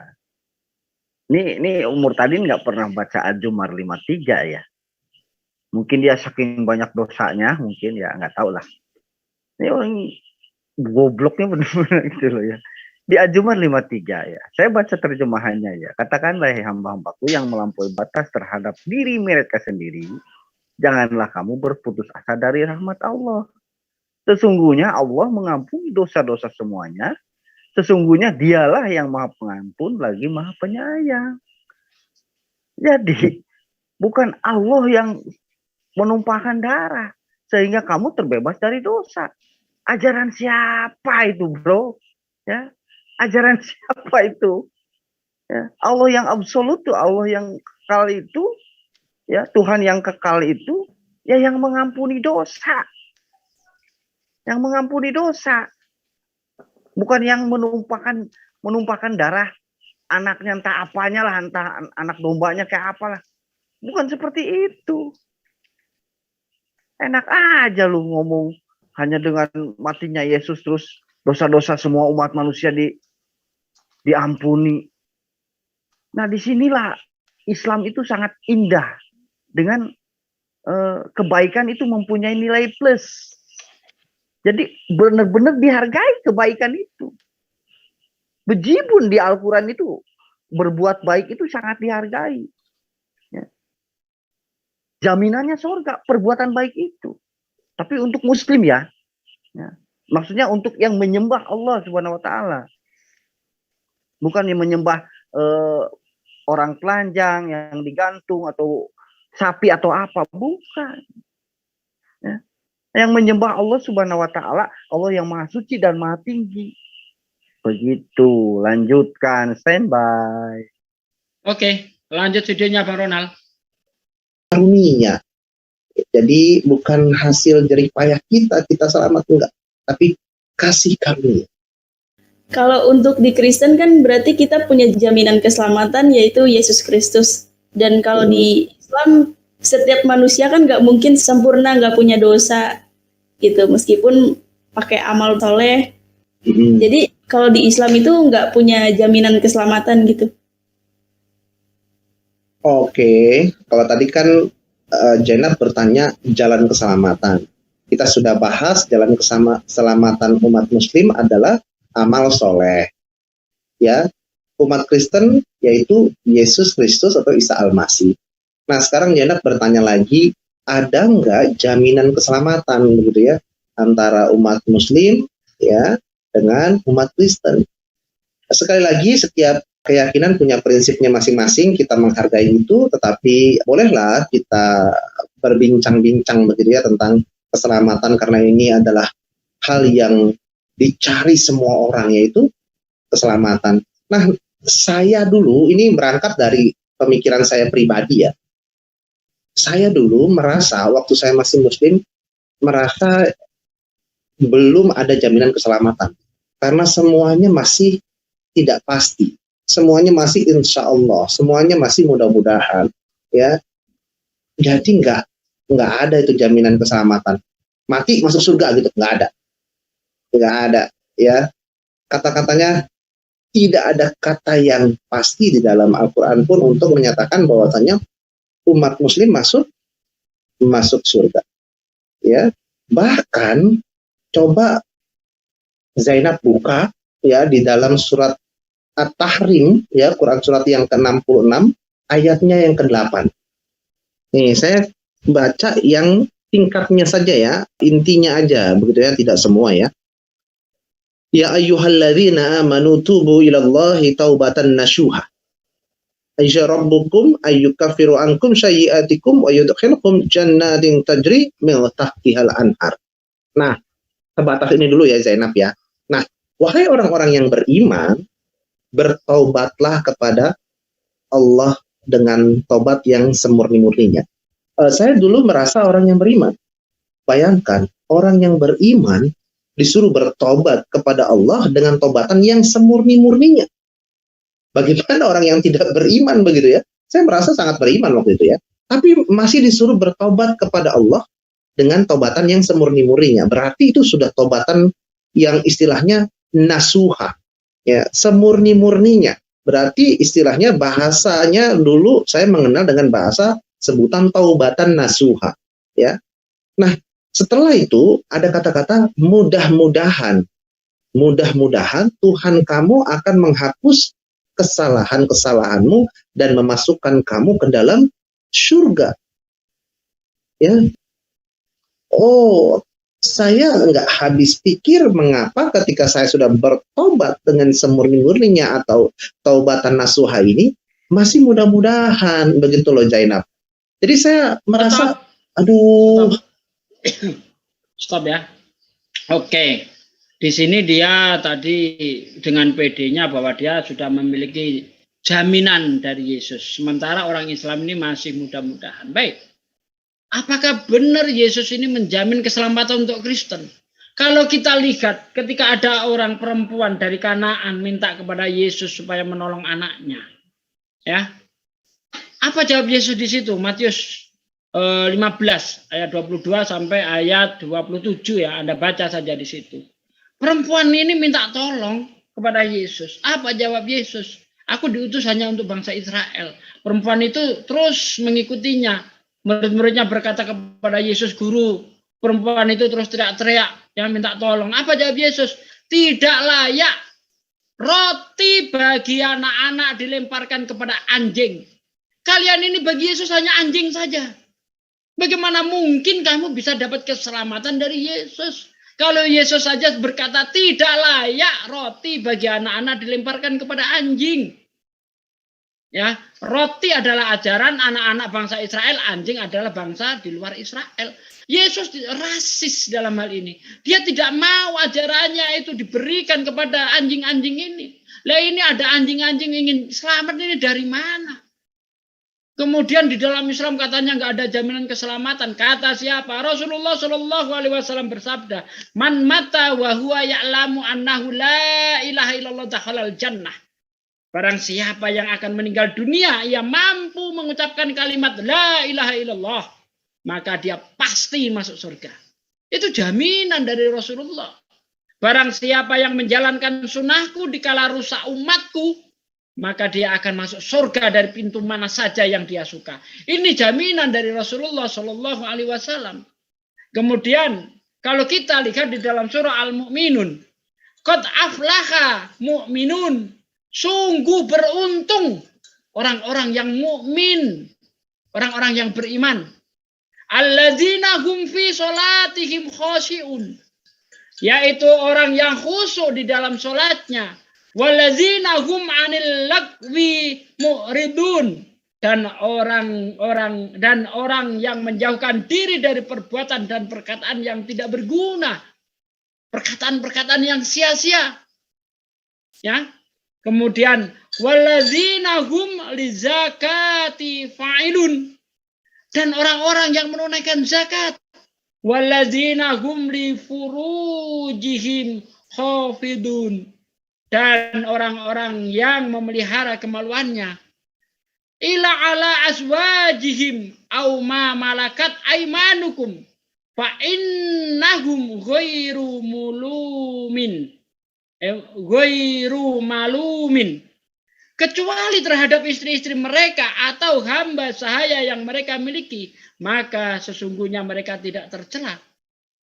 Famani b'tagho waro azalika faulaika humul adun. Tetapi barang siapa yang mencari di balik itu zina dan sebagainya, maka mereka itulah orang-orang yang melampaui batas. Waladina hum li amanatihim wa ahdihim ra'un. Dan sungguh beruntung orang-orang yang memelihara amanah-amanah dan janjinya. Waladzina hum ala sholatihim yukhafidun. Serta orang yang memelihara sholatnya. Ulaika hum.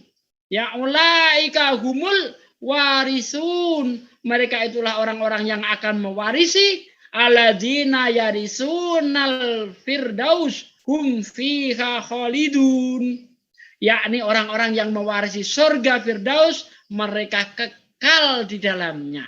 Janji Allah nyata di dalam Al-Quran. Jika engkau memenuruti perintah-perintah Allah, ya mau sholat, mau zakat, ya menghindari perbuatan-perbuatan yang tercela, judi, zina, mencuri dan sebagainya, kamu diwarisi Firdaus. Lalu bagaimana dengan ini? Ayat ini yang mengatakan mudah-mudahan. Kita tidak tahu bagaimana akhirnya nanti. Ini berbicara akhir. Ya, selagi kita hidup, memang kalau saya ditanya apakah kamu masuk surga, insya Allah. Karena saya tidak tahu apa yang akan datang nanti. Bisa saja saya kafir. Nah, kalau semuanya pasti masuk surga, bagaimana dengan orang Kristen yang membunuh, berzina lalu mati? Apakah dia masuk surga? Mikir bos, surga apaan kalau begitu? Membunuh, berzina, bahkan nanti keluar dari Kristen dia mati dia. Apakah dia pasti masuk surga? Tentu tidak. Nah kalau pasti masuk surga, ya udah kamu nggak usah banyak beribadah, nggak usah kau nyembah Yesus lagi. Berzinalah kau, mencurilah kau, jadi pengedar narkoba lah kau, pasti masuk surga. Nah kata mudah-mudahan di sini, jika kamu benar-benar bertobat, ya Allah akan mengampuni. Makanya itu ada mudah-mudahan karena kita tidak sempurna. Aku kan sudah beriman, kenapa di ayat itu masih disuruh bertobat? Artinya kamu disuruh meningkatkan keimananmu. Nabi bersabda kepada para sahabat, jadi itu iman aku, perbaiki iman kalian, terus perbaiki iman kalian. Karena iman yang ada pada diri kita itu terus naik turun. Kalau sahabat naik turun, kita bisa keluar masuk. Pagi beriman, sore kafir, pagi beriman, sore kafir. Bisa seperti itu. Makanya setiap kita sholat selalu memohon kepada Allah, ihdinas siratal mustaqim, tunjukilah kami jalan yang lurus. Artinya apa? Supaya kita tetap berada di jalan yang lurus itu. Apa orang-orang murtad ini sering mengatakan, orang Islam belum ketemu jalan yang lurus. Buktinya minta ditunjuki jalan yang lurus. Ngawur, kami sudah tahu jalan yang lurus. Apa itu? Menyembah Allah melalui ajaran para nabinya. Itulah jalan yang lurus. Bukan jadi Kristen. Kristen mah ajaran sesat. Ya. Kita tahu jalan yang lurus itu Islam. Yasin wal Qur'anil hakim innaka laminal mursalin ala siratim mustaqim. Nabi Muhammad itu sudah berada di jalan yang lurus. Kita tahu itu. Siratal ladzina an'amta alaihim, yaitu jalannya orang-orang yang telah engkau beri nikmat kepadanya. Siapa dia? Para nabi. Ya. Bukan jalannya orang yang engkau murkai. Jalannya orang Yahudi. Dan bukan pula jalannya orang Kristen. Waladolin, yaitu orang yang dolin. Siapa dia? Kristen. Jadi kalau ada orang Islam baca Siratal Mustaqim, ihdinas siratal mustaqim, jadi dia kemudian jadi Kristen karena menafsir Al-Quran pakai Yohanes 14 ayat 6, itu orang paling goblok, orang paling pekok di dunia, sehingga dia murtad. Terima kasih. Monggo guruku Juma. Oke, baik. Ya, saya sangat terharu lah ya ketika Murtadin Bahlul ini membacakan tadi surah At-Tahrim ayat 8. Masih mending di situ dikatakan mudah-mudahan, daripada situ diusir. Ayo. Udah capek-capek nyembah Yesus, menyeru Yesus Tuhan, bermujizat pakai nama Yesus, bernubuat pakai nama Yesus. Tapi ternyata apa endingnya? Diusir, Pak. Kami mana ada diusir? Ketika Allah menerangkan ya ayyuhalladzina amanu tubu ilallahi taubatan nasuha. Perintahnya apa? Bertobatlah kepada Allah dengan taubatan yang semurni-murninya. Kenapa ada kata-kata di situ semoga atau mudah-mudahan Tuhan kamu akan menghapus kesalahan-kesalahanmu? Kenapa? Karena yang maha berkehendak itu adalah Tuhan. Bukan kita. Yang maha berkehendak itu adalah Tuhan. Itulah yang disebut Muslim. Muslim itu apa? Berserah diri. Nyembah kepada Allah. Urusan selamat berikan kepada Allah. Bukan kita yang menentukan. Yang menentukan itu adalah Allah. Tetapi Allah mustahil ingkar terhadap janji-janjinya. Innalladzina amanu wa amilus solihati kanat lahum jannatul firdausi nusula. Sungguh orang yang beriman dan mengerjakan kebajikan, amal soleh, sholat, puasa, untuk mereka ini, umat Islam ini, kata Allah, disediakan surga Firdaus. Mana sekarang giliran Anda ditanyai? Mana coba buktikan keselamatan untuk Kristen yang nyembah Yesus, makan babi, tidak bersunat, ibadah minggu? Mana jaminan keselamatannya? Gak ada itu. Gak ada. Zulkifli. Apa?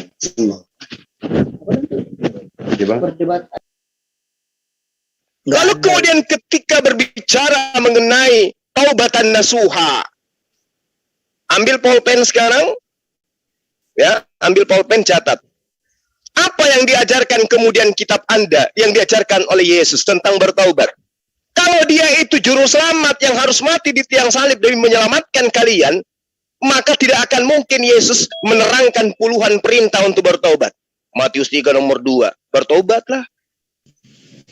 Matius 18 nomor 3, bertobatlah. Matius 10 nomor 7, bertobatlah. Markus 1 nomor 15, bertobatlah. Lukas 5 nomor 32, bertobatlah. Lukas 15 nomor 7, bertobatlah. Nomor 10, bertobatlah. Lukas 24, 47, bertobatlah. 1 Yohanes 1 nomor 9, bertobatlah. Kisah 2 nomor 38, bertobatlah. Kisah 3 nomor 11, bertobatlah. Kisah 11 nomor 18, bertobatlah. Kisah 17 nomor 30, bertobatlah. Kisah 20 nomor 21, bertobatlah. Kisah 8 nomor 22, bertobatlah. Kisah 2 nomor 38, bertobatlah. 2 Korintus 5 nomor 17, bertobatlah. Kolose 3 nomor 9, bertobatlah. Lukas 19 nomor 10, bertobatlah. Titus 2 nomor 14, bertobatlah. Amsal 28 nomor 13, bertobatlah. Mazmur 19 nomor 7, bertobatlah. Yeremia 18 nomor 8, bertobatlah. Yesaya 33 nomor 11, bertobatlah. Imamat 16 nomor 30, bertobatlah. Bertobatlah, bertobatlah, bertobatlah. Perintahnya bertobat. Dari sejak perjanjian lama sampai perjanjian baru, bertobat, bertobat, bertobat, bertobat, bertobat. Tak ada itu perintah nyembah manusia sebagai jaminan keselamatan. Camkan itu. Perintahnya jelas. Bertaubat. Maka kemudian Al-Quran merekam perintah itu.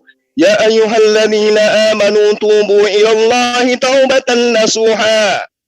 Itu perintahnya. Lalu kemudian ketika Anda mengatakan tidak ada jaminan. Nenekmu kiper. Kau baca itu kitab. Bagaimana kemudian Yesus menerangkan dia tidak berhak memberikan jaminan keselamatan. Matius 20 nomor 23. Yesus berkata kepada mereka, cawanku memang akan kamu minum Tetapi hal duduk di sebelah kananku atau di sebelah kiriku di dalam sorga, aku tidak berhak memberikannya. Itu akan diberikan kepada orang-orang bagi siapa Bapakku telah menyediakannya. Tuyul. Yesus mengatakan dia tidak punya hak di surga. Siapa yang di kanannya, siapa yang kirinya, Yesus tidak punya hak. Matius 20:23. Jadi mau lari kemana kalian? Kalaupun kalian itu dijamin keselamatan, kalaupun ya sekiranya orang Kristen itu diberi jaminan keselamatan, mereka akan ke surga. Di surga ada apa surganya Kristen? Mereka akan menikmati perang naga. Oh, keren. Belum lagi kalau kalian masuk ke surga, seperti apa bentukan kalian di surga? Seperti malaikat.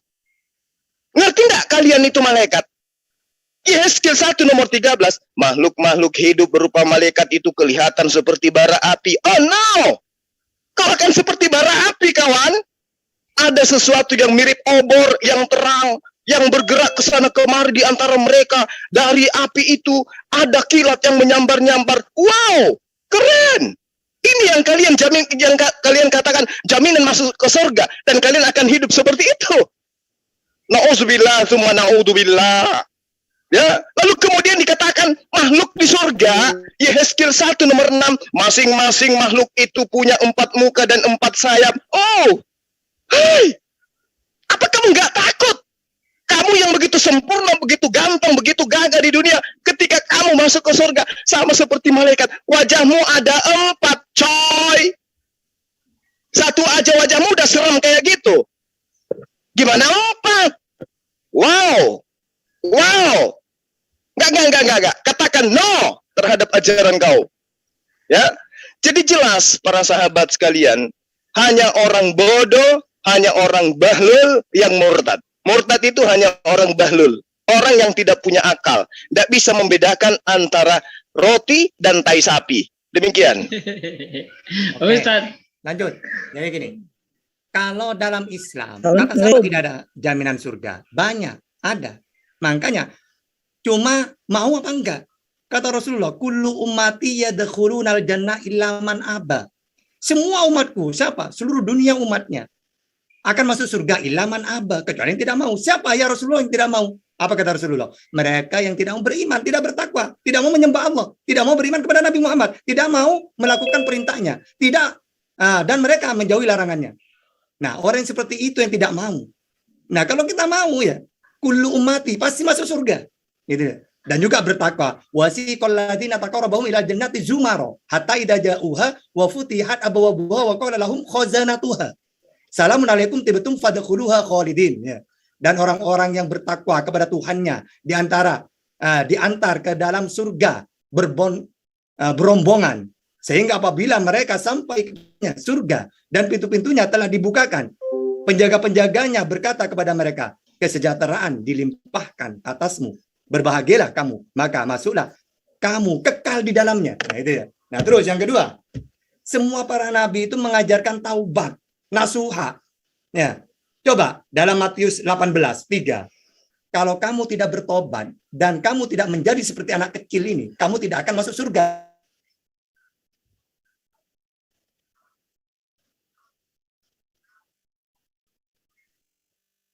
Tuh perbanyak bertobat tuh hilang tuh.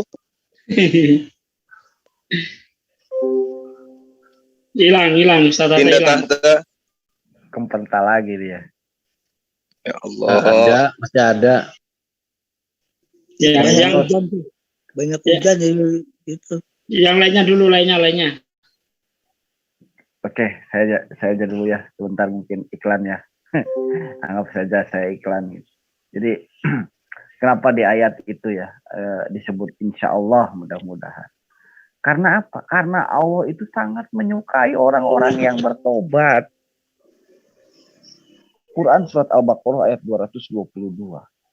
Allah itu sangat menyukai orang-orang yang bertobat. Ketika kita selalu tawadu dalam kitab ketobatan kita, kita akan menjaga tangan kita untuk tidak melakukan hal-hal yang dosa. Ya, kita akan menjaga mulut kita supaya tidak menyakiti hati orang lain. kita juga akan menjaga mata kita supaya tidak melihat hal-hal yang membuat kita menjadi maksiat. Aku ingat sampai saya meneteskan air mata. Baru-baru ini, bukan baru-baru ini.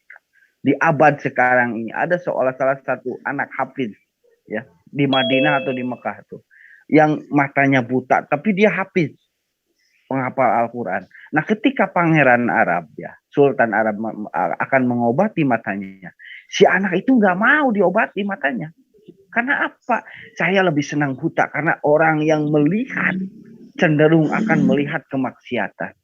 Saya tetap ingin tawadu, ya, ingin tawadu terhadap apa? Terhadap pertobatan, maksudnya tuh tawadu dalam hal keimanan saya.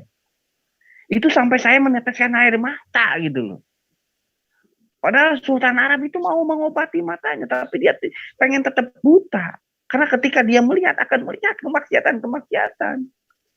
Itulah makanya ketika di ayat itu dikatakan mudah-mudahan, insya Allah, itu Allah untuk merangsang kita, untuk supaya tetap kita bertobat. Supaya kita tetap memelihara tobatan nasuha kita. Kita takut untuk berbuat dosa. Salah satu riwayat lagi saya ceritakan dalam salah satu sahabat ya. Kalau saya bacakan di dalam hadis ya. Saya hanya mengutip gitu ya. Saya hanya membaca sedikit. Ya. Ada salah satu sahabat ketika dibangunkan dari sholat subuh oleh iblis dibangunkan. Si sahabat ini meradang gitu loh. Kenapa kamu membangunkan? Tumben kamu membangunkan aku pas waktu sholat subuh. Apa kata iblis? Karena aku tidak menyukai ketika kamu kesiangan di dalam sholat subuh terus kamu menangis sejadi-jadinya karena merasa terlewati sholat subuh itu. Aku tidak menyukai orang-orang yang bertobat. Itu kata iblis. Makanya di dalam ayat itu supaya kita dirangsang, kita ini dirangsang untuk selalu bertobat, berbuat baik. Makanya disinilah gitu loh. Saya nggak bosan-bosannya di dalam Islam itu perbuatan baik itu mempunyai nilai plus. Tidak ada di ajaran agama-agama lain. Di ajaran agama ente aja perbuatan tidak dihargai kok. Orang bukan dengan perbuatan baik. Itu apakah perbuatan jahat yang kamu hargai? Itu aja sih. Wallahu a'lam bishawab. Lanjut. Standby. Assalamualaikum. Assalamualaikum. Kalau saya nambahin dikit bahwa Assalamualaikum, saya boleh nambahin Pak Ustadz. Kalau ada boleh habis ini ya Bang. Silakan Bang Andi. Kalau ada yang tertulis di Bible mengatakan Yesus berkata, kalau kamu menuhankan diriku, kata Yesus, dijamin masuk surga. Saya dibaptis di atas sutet. Sekali lagi saya ulang ya. Kalau ada orang Kristen nekat bahwa mempercayai Yesus Tuhan dijamin masuk surga, mestinya juga Yesus harus mengiyakan yang tertulis di Bible. Bahwa sekali lagi ya, saya tantang semua teman-teman yang menyatakan dirinya utamanya murtad. Apa sih ini berisik? Nah, lanjutlah, pusing. Kok gitu? Jangan pusing dong. Ini live loh. Karena diganggu memang pecah konsentrasi kita gitu. Ya lanjut standby. Lanjut ya standby. Oke, Bang Yusman tadi kayaknya ingin bicara. Saya. Ya, silakan. Mana? Bang Yusman.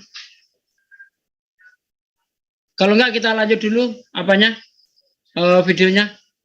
Silakan. Assalamualaikum. Ya bakalan stres terus tiap hari begitu ya mikirin saya bakal mati, kita nggak tahu kan kematian itu kayak jodoh datang dan pergi kita nggak tahu kapan. Tetapi kalau kita mati kita stres, setelah mati kita mau kemana? Nah berbeda dengan keyakinan saya yang sekarang. Saya nggak pernah stres, kalaupun mati saya masuk surga. Ya coba bisa dilihat di dalam Yohanes pasalnya yang ke-10 ayatnya yang ke-27 sampai 28. Domba-dombaku mendengarkan suaraku dan aku mengenal mereka dan mereka mengenal aku. Ya, jadi siapapun kita pasti dikenal oleh Tuhan kita.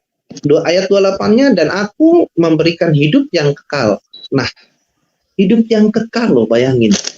Kepada siapa? Kepada mereka dan mereka pasti. Nah, Ini ada kata pasti nggak? Mudah-mudahan. Pasti, ya. Dan mereka pasti tidak akan binasa sampai selama-lamanya. Dan seorang pun tidak akan merebut mereka dari tanganku. Ya, jadi ketika bahasa hidup kekal, maka kekal itu udah dunia akhirat. Siapa yang hidup kekal dunia dan akhirat? Orang yang percaya kepada Isa Al-Masih Yesus Kristus. Bahkan ya dikatakan di sini seorang pun tidak akan merebut mereka dari tanganku. Bayangkan ya, bahkan kita tidak akan binasa. Ya. Lagi-lagi ada kepastian di dalam Roma pasalnya yang kelima ayatnya yang ke-9. Coba buka. Nah, bahkan ada kata awalan tuh lebih-lebih, berarti udah paling-paling deh tuh ya kalau bahasa Betawinya ya. Ya, lebih-lebih karena kita sekarang telah dibenarkan oleh darahnya ya. Kita pasti akan diselamatkan dari murka Allah. Ya, murka Allah yang sejati apa sih? Ya kan? Ya neraka lah udah ujung-ujungnya ya. Nah, kita ya diselamatkan oleh karena darahnya. Stop. Ya, udah. Saya dulu deh sebelum diganggu. Bang Andi, orang ini penipu Bang Andi. Iya, penipu. Lanjut, silakan. Ya, dikit saja.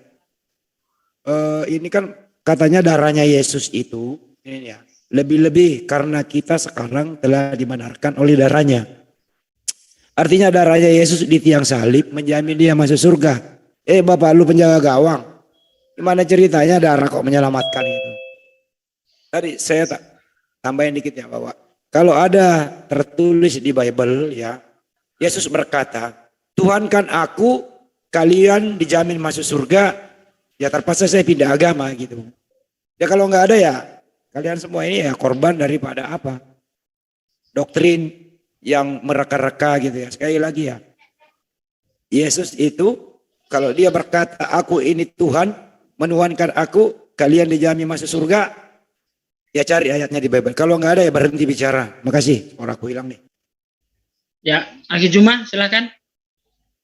Mantap nih, Matius Yohanes 10 ayat 728. Hajar.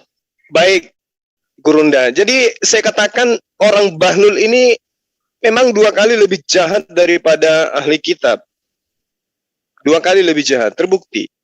Ketika ingin menjajakan konsep Tuhan berupa manusia, dia harus rela untuk menipu dan memotong ayat atau memotong dalil. Sorry, bukan ayat. Yohanes 10 itu kalau kamu mau belajar, cari nomor HP saya, telepon saya biar tak ajarin. Yohanes 10 nomor 27 di situ menerangkan, domba-dombaku mendengarkan suaraku. Lah kamu pernah mendengarkan suara Yesus? Hah? Gak pernah kan?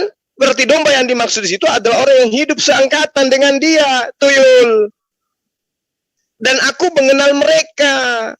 Dan mereka mengikuti aku. Kamu pangkas datanya. Di situ dikatakan mengikuti aku. Yesus sunat, kamu gimana? Yesus tidak nyembah Yesus, kamu gimana? Yesus ibadahnya menyembahnya kepada Allah, kamu kayak mana? Yesus kitabnya itu Taurat, bukan perjanjian baru. Kamu kitabmu Lukas, Markus, surah Paulus. Mengikuti aku yang dimaksud dengan orang-orang yang diberi lambang sebagai dombanya Yesus. Dan aku memberikan hidup yang kekal kepada mereka dan mereka pasti tidak akan binasa sampai selama-lamanya dan seorang pun tidak akan merebut mereka dari tanganku. Patuhi apa yang dikatakan oleh Yesus ini. Aku memberikan hidup yang kekal. Baginda Rasulullah Muhammad SAW juga memberi hidup yang kekal. Apa pembuktiannya bahwa baginda Rasulullah Muhammad SAW memberikan hidup yang kekal? Apa pembuktiannya? Dari Anas radhiyallahu anhu berkata, Rasulullah Muhammad SAW bersabda, tidak seorang pun yang bersaksi dengan ketulusan hati bahwa tiada Tuhan selain Allah dan Muhammad adalah utusan Allah, melainkan Allah akan mengharamkan bagi orang tersebut api neraka. Tuyul. Baginda Rasulullah Muhammad SAW juga menjamin keselamatan, memberikan hidup keselamatan, memberikan hidup kekal kepada umatnya. Siapa yang mengucapkan di akhir hidupnya la ilaha illallah, tiada Tuhan selain Allah, maka dia akan masuk ke dalam surga. Surga itu apa? Hidup kekal, tuyul. Ya, barang siapa bersaksi bahwa tiada Tuhan selain Allah, tidak ada sekutu baginya, dan bahwa Muhammad adalah hamba dan rasulnya, dan bersaksi bahwa Isa adalah hamba Allah dan rasulnya, dan kalimatnya yang ditiupkan kepada Maryam serta roh dari Allah, dan bersaksi surga dan neraka itu benar, kata Rasulullah, niscaya Allah akan memasukkannya ke dalam surga sesuai dengan kadar amalannya. Qul in kuntum tuhibbunallah fattabi'uni yuhibbukumullah wa yaghfir lakum dzunubakum wallahu ghafurur rahim. Siapa yang ingin dicintai oleh Allah, siapa yang ingin dosa-dosanya diampuni oleh Allah, kata Rasulullah Muhammad sallallahu alaihi wasallam, fattabi'uni, ikutilah aku. Itu jaminannya. Makanya Yohanes 10 itu jelas, Yesus memberikan hidup yang kekal kepada siapa? Hidup kekal itu adalah mereka yang mengenal Engkau satu-satunya Allah yang benar, dan mengenal Yesus Kristus yang Engkau utus. Tratang-tang-tang.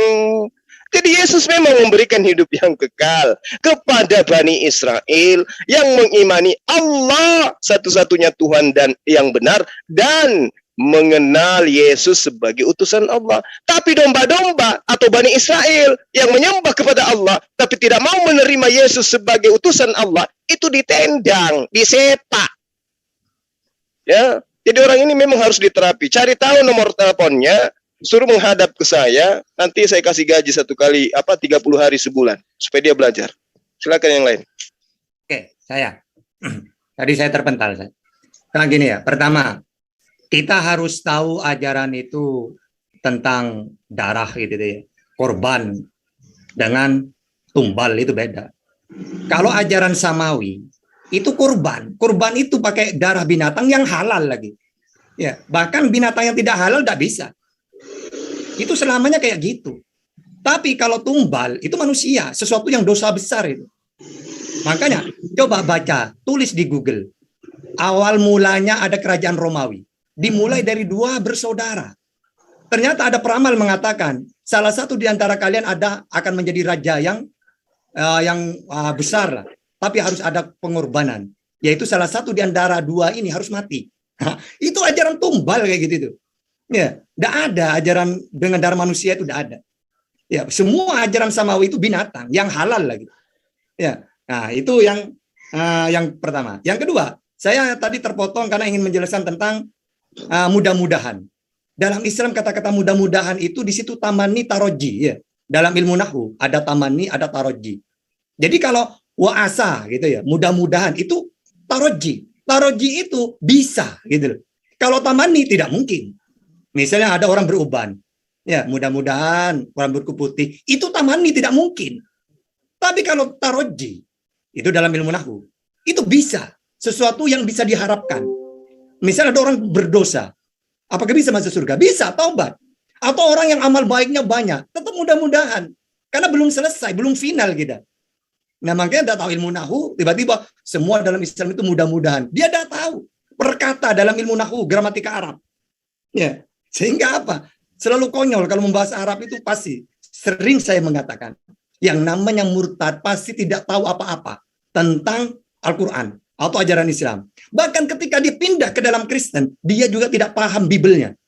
Makanya kalau debat, pasti murtadin itu ngumpet. Tidak mungkin berani. Sampai Bang Juma itu capek itu nantang-nantang mereka itu.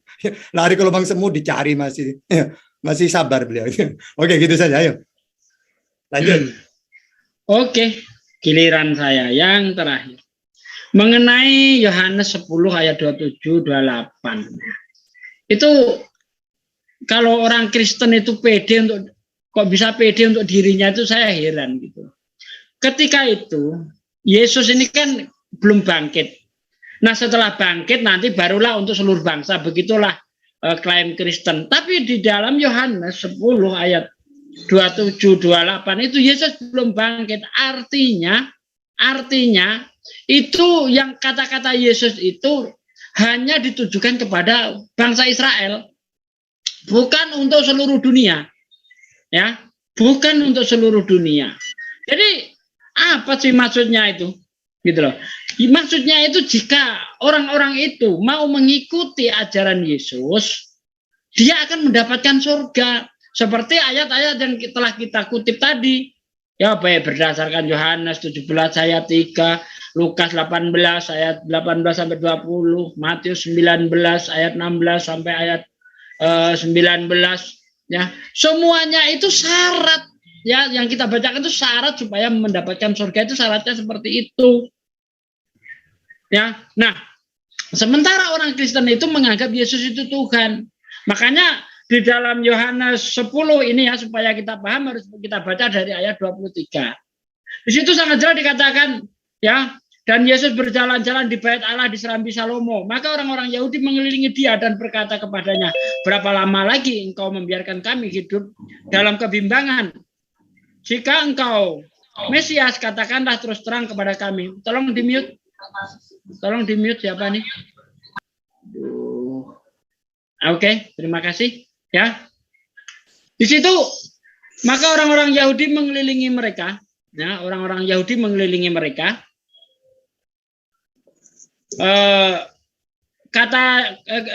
dan berkata kepadanya, berapa lama lagi engkau membiarkan kami hidup dalam kebimbangan? Jikalau engkau Mesias, katakanlah terus terang kepada kami. Tolong di-mute, ya. Yesus menjawab mereka, aku telah mengatakannya kepada kamu, tetapi kamu tidak percaya pekerjaan-pekerjaan yang kulakukan dalam nama Bapakku. Itulah yang memberi kesaksian tentang aku. Apa yang dimaksud Yesus di ayat 25 ini?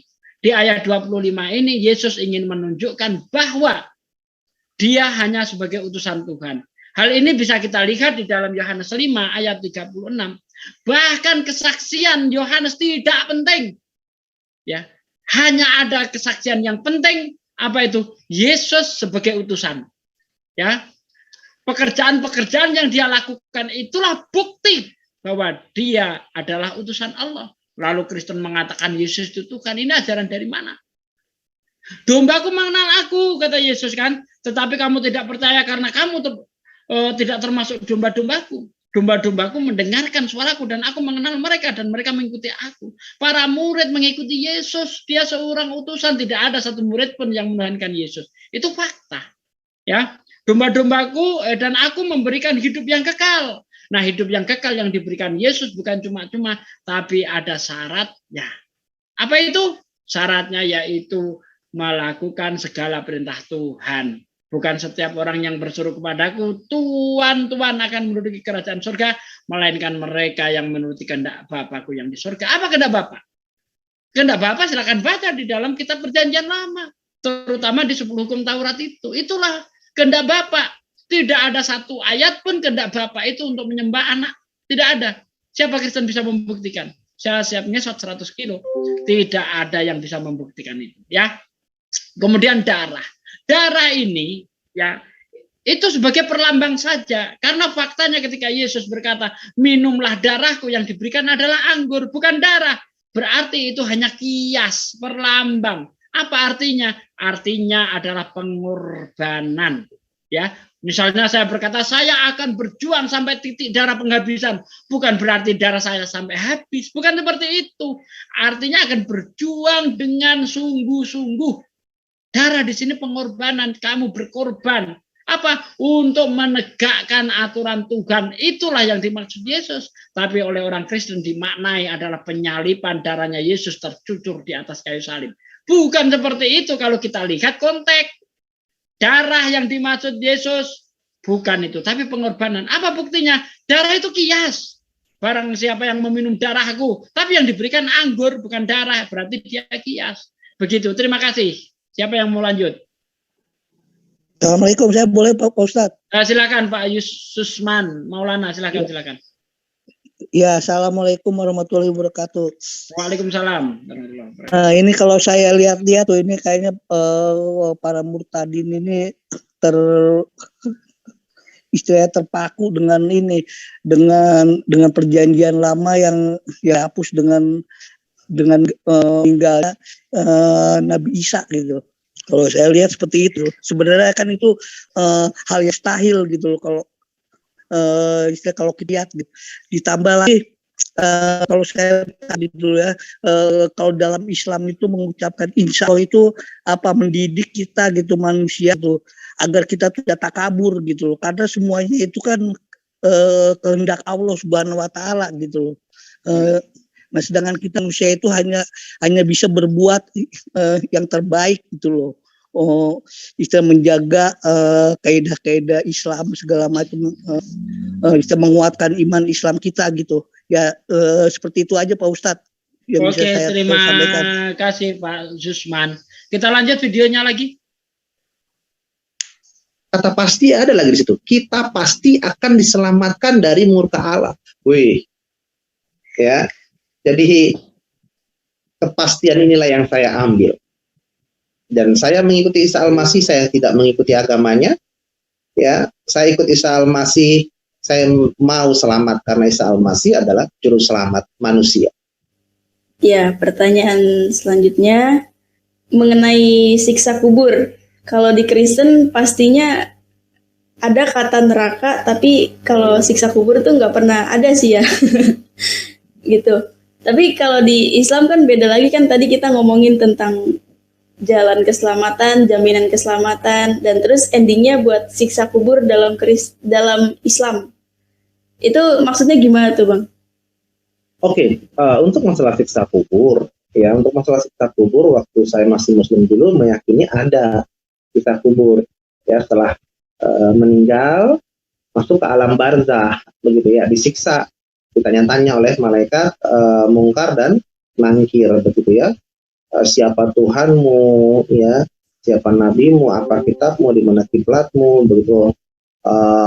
Semuanya harus dijawab. Kalau nggak menjawab maka akan disiksa.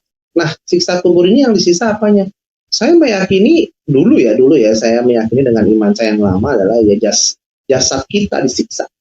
Makanya saya khawatir dan takut begitu kebayang-bayang kalau saya disiksa kubur, maka saya dibogem begitu ya, dibogem sama gada dari malaikat ya, yang kalau nggak bisa jawab langsung dibogem begitu, mata saya keluar begitu ya. Pokoknya saya baca buku-bukunya juga serem-serem begitu ya.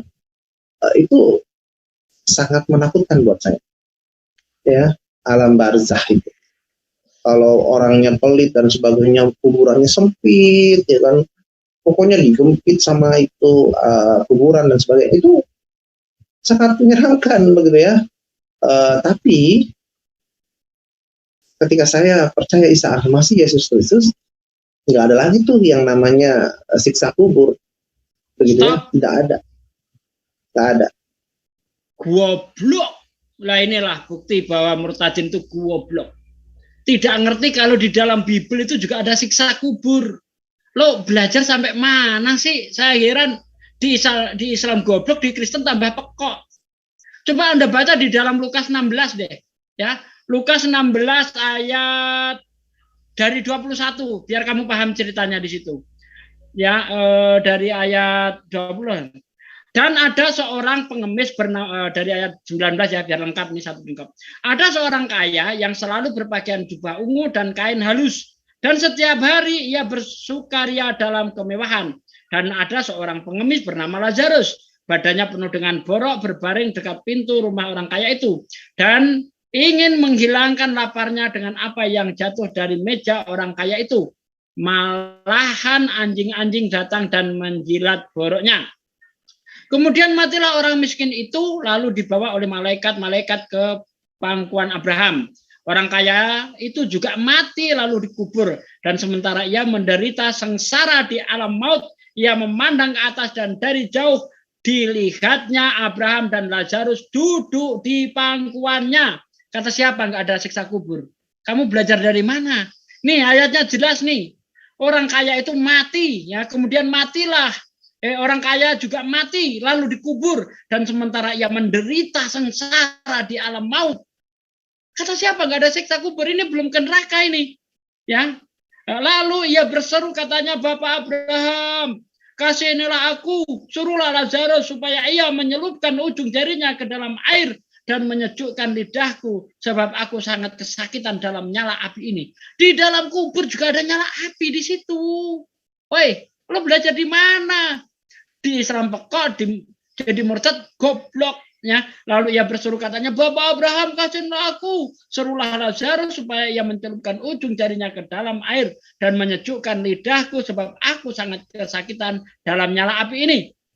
Tetapi Abraham berkata, anak, ingatlah bahwa engkau telah menerima segala yang baik sewaktu hidupmu, sedangkan Lazarus segala yang buruk. Sekarang ia mendapatkan hiburan dan engkau sangat menderita. Selain daripada itu, di antara kami dan engkau terbentang jurang yang tak terseberangi, supaya mereka yang mau pergi dari sini kepadamu ataupun mereka yang mau datang dari situ kepada kami tidak dapat menyeberang. Kata orang itu, kalau demikian aku minta kepadamu Bapak, supaya engkau menyuruh dia ke rumah ayahku, sebab masih ada 5 orang saudaraku, supaya ia memperingati mereka dengan sungguh-sungguh agar mereka jangan masuk kelak dalam tempat penderitaan ini. Tetapi kata Abraham, ada pada mereka kesaksian Musa dan para nabi, baiklah mereka mendengarkan kesaksian itu. Nah, jelas toh, di dalam Kristen juga ada siksa kubur. Orang kaya itu menyesal karena hidupnya terlalu mewah-mewahan, tidak peduli dengan orang miskin. Sama persis yang diajarkan Islam. Ya, kalau kamu bermewah-mewahan di dalam dunia, kamu juga akan mendapatkan azab. Alhaakumut takasur hatta zurtumul makobir kala saufa ta'lamun kala lau ta'lamuna ilmal yakin la tarawunal jahim summa la tarawunaha ainal yakin summa la tus'aluna yauma idzin aninaim. Tuh, siksa kubur. Ya, manusia ini terus berbangga-bangga dengan harta benda mereka, dunia mereka. Ya, tapi ingat bahwa azab Allah itu sangat pedih. Berarti di Islam ada siksa kubur, ajaran Yesus juga ada siksa kubur. Kalau Kristen tidak ada siksa kubur, berarti dia bukan ajaran Yesus. Titik. Terima kasih. Monggo yang lain. Aki Juma. Iya, baik, Gurunda. Jadi gini loh, lagi-lagi nih si Bahlul memang betul-betul ya. Kamu itu belajar tentang Kristen dulu, baru kau masuk Kristen. Kalau kamu meninggalkan Islam, mending ateis. Apalagi kalau kamu menghindari hanya kuburan, siksa kubur. Ya, siksa kubur itu nyata ada. Seperti yang diterangkan oleh Akhi Zugi tadi. Itu data loh itu. Jadi kamu itu harus belajar gitu. Ya, alam kubur itu disebut dalam bahasa Yunani itu dengan sebutan Hades atau alam barza atau alam orang mati atau alam maut. Yaitu Hades itu artinya alam barza dan di situ ada siksaan. Ya, Lukas 16 nomor 23 itu nyata itu yang dibacakan samamu tadi tuh, agar kau belajar. Kisah Para Rasul 2 nomor 27 itu nyata dikatakan itu. Bagaimana kemudian Tuhan tidak membiarkan orang kudus melihat kebinasaan. Nah, di dalam alam barza itu ada kebinasaan. Ngerti kebinasaan enggak? Kisah Para Rasul itu jelas menerangkan itu. Bahwa di dalam kubur itu ada kebinasaan. Kebinasaannya itulah siksaannya. Jadi segala sesuatu itu harus dipahami. Kalau di dalam bahasa Ibrani, ya alam barza itu disebut dengan Sheol. Kalau di dalam bahasa Yunani disebut dengan Hades. Kalau dalam Islam alam barzah. Itu yang perlu kamu pahami supaya kamu ngerti. Jadi yang dikatakan rancangan Tuhan itu nggak bisa. Jangan karena kamu kemudian meninggalkan ajaran yang mengatakan ada siksaan kubur, begitu kamu pergi ke agama lain, siksaan kuburnya hilang, nenekmu kiper, otakmu di mana? Yang dikatakan siksaan kubur itu pasti ada. Jadi kalaupun kamu menghindar dari apa yang tertuang di dalam ajaran Islam, engkau itu akan diperhadapkan dengan ketentuan Tuhan. Mazmur 33:9 sampai nomor 11.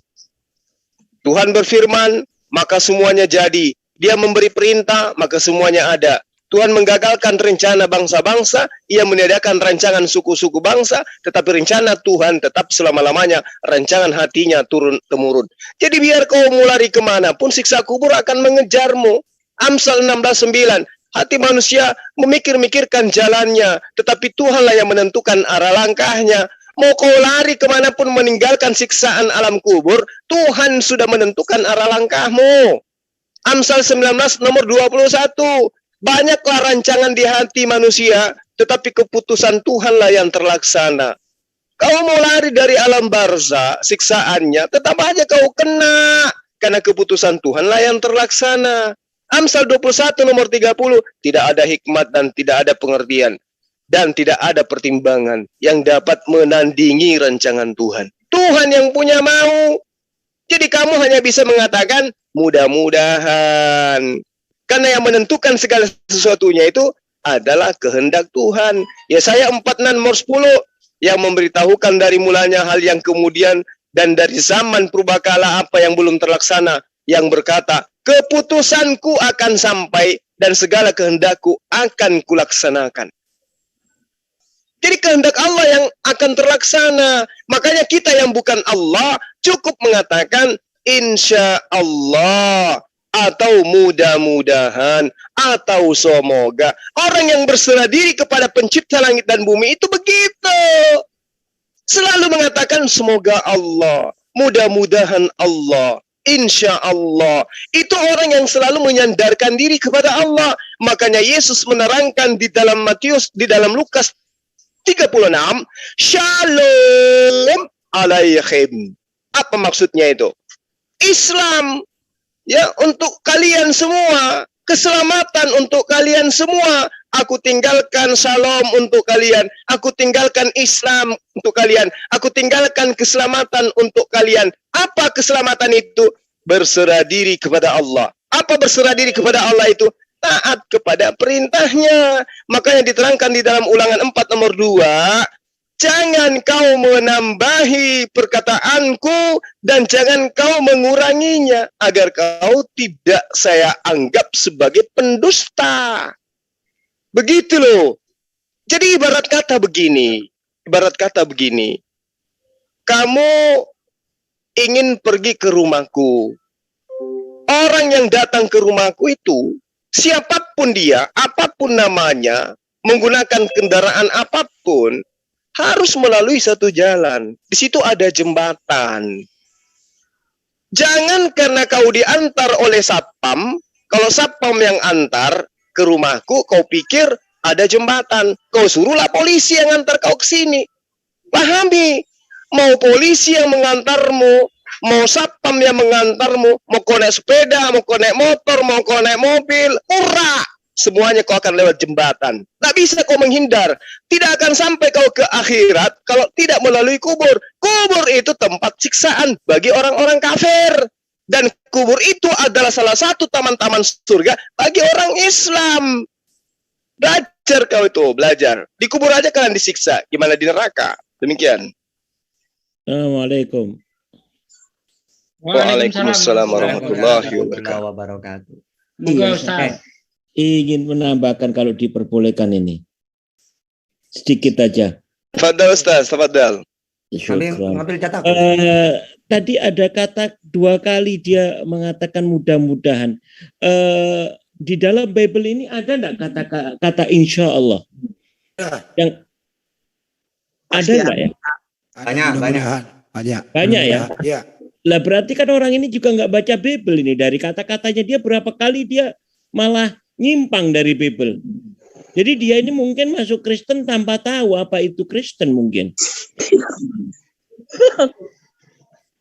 Masuk dulu dia. Jadi dia belum tahu apa itu Kristen, kemudian dia bandingkan. Ternyata apa yang dia bandingkan dengan Islam semuanya ada di Kristen. Kayak tadi kata insya Allah, adab kubur. Tadi sebelumnya juga sama. Saya pikir itu lanjut dulu, saya nyimak lagi. Monggo silakan. Assalamualaikum. Ya kalau saya. Waalaikumsalam warahmatullahi wabarakatuh. Lanjut. Ya saya. Tata. Jadi gini, kita itu memang ketika mati, ya, itu yang mati itu kan, maka definisi mati dalam Islam itu karena terlepasnya roh, diambil rohnya. Kalau roh tidak pernah mati, kekal itu. Ya. Nah, jasad ini ketika roh diambil, main yang mati, tidak berfungsi sudah. Sehingga walaupun dicincang-cincang itu bangkai udah gitu ya, ada rasa sakit itu. Nah, orang kalau sudah mati bukan berarti seperti tidur, enggak. Tetap amal baik dan jeleknya itu berlaku itu. Ada siksaan. Makanya ada yang namanya disebut sisa kubur gitu ya. Itu semua memang sama. Orang mati itu tidak bebas gitu. Maka dalam John 5 itu ya. Janganlah kamu heran akan hal itu, sebab saatnya akan tiba bahwa semua orang yang di dalam kuburan akan mendengar suaranya. Maksudnya apa? Ya ada pertanyaan jawab juga nanti, bukan bebas orang mati tidur, enggak. Tapi amal-amal itu ya, karena kita belum ke surga belum atau ke neraka belum orang meninggal itu. Tapi rohnya itu ada di buruz. Buruz itu pemisah. Barzah. Ya, barzah itu dari lafaz kalimat buruz. Apa maksudnya pemisah itu? Bukan di dunia, bukan di akhirat. Di tengah itu ada namanya pembatas, yaitu buruz itu. Makanya rohnya ada di barzah gitu. Bukan di dunia, bukan di akhirat. Nah, tapi kita bukan seperti orang tidur, enak banget udah menyembah manusia mau tidur. Ya enggak ya. Tanggung jawab dong apa yang dilakukan di dunia. Gitu seperti itu ya. Oke, lanjut yang lain. Bang Andi. Iya, saya 14:9 juga ada tuh. Dunia orang mati atau Sheol ya. Yang dibawa gemetar untuk menyongsong kedatanganmu. Dijagakannya arwah-arwah bagimu, yaitu semua bekas pimpinan di bumi. Semua bekas raja bangsa-bangsa. Dibangunkannya di tahta mereka. Di banyak kok penjelasan tentang kubur. Tuannya juga pernah dikubur itu loh. Masa dia nggak paham sih? Waktu Tuhannya mati 3 hari 3 malam kan dikubur. Nah gimana? Menurut mereka itu Yesus waktu mati itu mereka menginjili orang-orang mati loh. Menurut mereka nih yang pernah saya diskusi apa benar apa enggak. Terus ini orang kalau ketemu misalnya ditanya nih. Waktu Tuhanmu mati kan dikubur. Nah kira-kira aktivitas Tuhanmu waktu dikubur apa? Gitu loh. Jadi memang alam kubur itu gitu. Artinya lagi orang kayak gini kalau nggak menghindari adanya siksa kubur gitu ya. Dia menghindari pertanyaan mungkin nakir gitu. Jadi dia pergi Kristen. Lu pikir kalau jadi Kristen lu luput dari pertanyaan itu? Ya kagak. Tetap lu ditanya. Woi siapa sih namanya nih? Mau nggak lihat orang ini? Fadil. Kata mungkar nakir. Fadil, siapa Tuhanmu? Dia jawab Yesus. Digebuk langsung. Mana siapa kitabmu? Bible. Digebuk. Lu pikir pindah ke Kristen enggak ada pertanyaan itu, menghindari itu kagak. Orang semua tanah ini, kuburan ini di mana lu berada juga tetap lu dikubur. Jadi inilah orang tanda-tanda itu dia enggak mempelajari Bible dulu, baru murtad. Ya betul kata Ustadz kita. Orang yang mengerti Al-Quran dengan baik, memahami Islam dengan baik, terus mempelajari ilmu kristologi itu, dia nggak bakal murtad. Adapun kalau dia murtad, dia akan diam 1000 bahasa. Karena mungkin tanda kutip ya. Tapi orang kayak gini berani berbicara, artinya dia nggak ngerti Bible itu sendiri. Semua yang dia katakan itu bertentangan yang ada di Bible gitu. Itu kira-kira dari saya, semoga saja orang kayak gini, dikira aja masuk di Zoom, atau berdiskusi sama kita orang supaya dia mendapat tamparan keras dari Bible-nya sendiri. Makasih. Oke. Kita sedikit lanjut. aja. Oke, silakan. Sedikit saja tentang membahas tentang mudah-mudahan. Nih, saya bacakan mudah-mudahan. Ya. Bentar. 2 Samuel 15:20. Mudah-mudahan. Coba saya bacakan ya. Baru kemarin kau datang, masakan pada hari ini aku akan membawa engkau mengembara bersama-sama kami. Padahal aku harus pergi entah kemana. Pulanglah dan bawalah juga saudara-saudaramu pulang. Mudah-mudahan Tuhan menunjukkan kasih dan setia kepadamu. Tuh dodol Ayub 11 ayat 5. Tetapi mudah-mudahan Allah sendiri berfirman dan membuka mulutnya terhadap engkau. Aduh, Tuh, ada kan? Mudah-mudahan kan? Oh, lagi. Banyak. Mazmur 19 ayat 14. Mudah-mudahan engkau berkenan akan ucapan mulutku dan renungan hatiku ya Tuhan, gunung batuku dan penebusku. Coba, apalagi? Kisah para Rasul 17 ayat 27.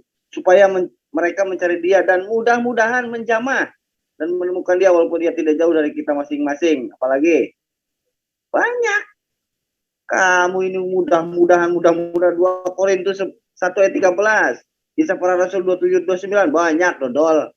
Jadi jangan macam-macam ya. Kamu nyerang Al-Quran, lu sendiri ditabok sama kitabmu sendiri. Oke, lanjut, standby. Oke, kita lanjut videonya. Orang yang percaya Isa Al-Masih mati, masuk ke dunia orang mati. Ya. Yang percaya Isa Al-Masih ya akan menanti kedatangan Isa Al-Masih untuk kedua kalinya di mana? Di Firdaus. Ya, di Firdaus. Nah, yang nggak percaya di mana? Di Hades. Ya, Hades itu neraka kecil lah istilahnya, atau ya tempat siksaan ya yang orang-orang tidak percaya Isa Al-Masih. Tetapi nggak pakai interview alam kubur begitu, enggak. Ya kan? Itu sudah ada begitu, Hades dan Firdaus. Nah, Firdaus itu tempat menanti orang-orang yang merindukan Isa Al-Masih atau Yesus Kristus datang untuk kedua kali. Itu sih yang saya yakini begitu. Berarti kalau di Kristen memang nggak ada lah istilah siksa kubur kayak gitu-gitu kan? Karena beda lah ya. Kalau di Islam kan itu lagi yang dibingungin tuh. Tadi kan nggak ada jaminan keselamatan gitu kan. Jadi kayak patokan sama diri sendiri aja. Pokoknya setiap hari harus berbuat baik. Tapi sedangkan kan pikiran kita kan selalu ada aja negative thinking. Kita aja orang-orang Kristen masih bisa kan kayak susah. Dan makanya itu kita punya Yesus Kristus buat jadi jaminan kita untuk selamat. Tapi kalau di Islam beda lagi karena nggak ada gitu kan. Nah ini terakhir ini disiksa kubur ini mengerikan sekali gitu. Mengerikan sekali bagi mereka.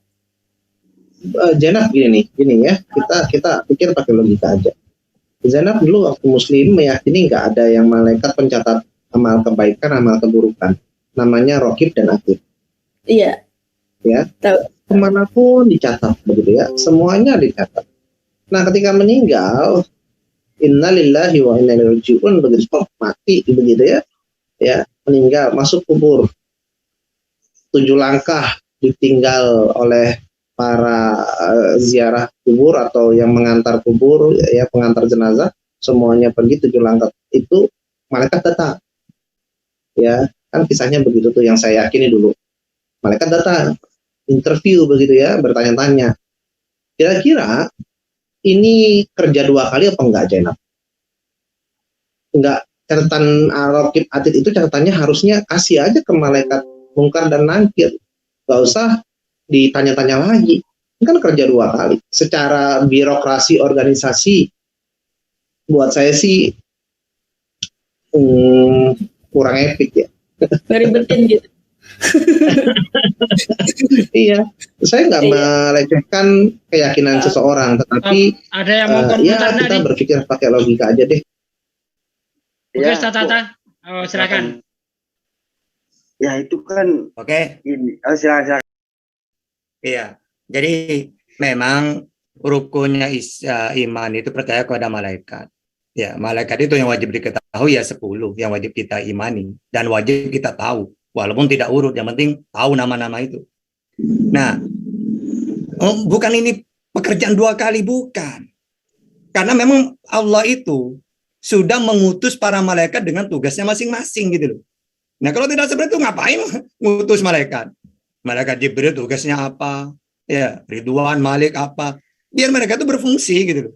Bukan berarti Allah itu tidak tahu atau ngapain kerja 2 kali. Bukan seperti itu fungsinya. Nah, juga tadi mengatakan, jadi ketika saya masuk Kristen tidak ada gitu-gituan, percaya kepada Yesus. Nah, beres katanya. Nah, ini yang sering salah gitu loh. Emangnya yang tidak percaya itu siapa gitu loh? Apakah percaya itu harus mentuhankan dia? Mana ayatnya? Tidak ada sama sekali. Baik kalau dia mu'allaf, murtad. Dalam Islam ada nggak dalam Al-Quran? mentuhankan dia? Gak ada. Di Bible gak ada.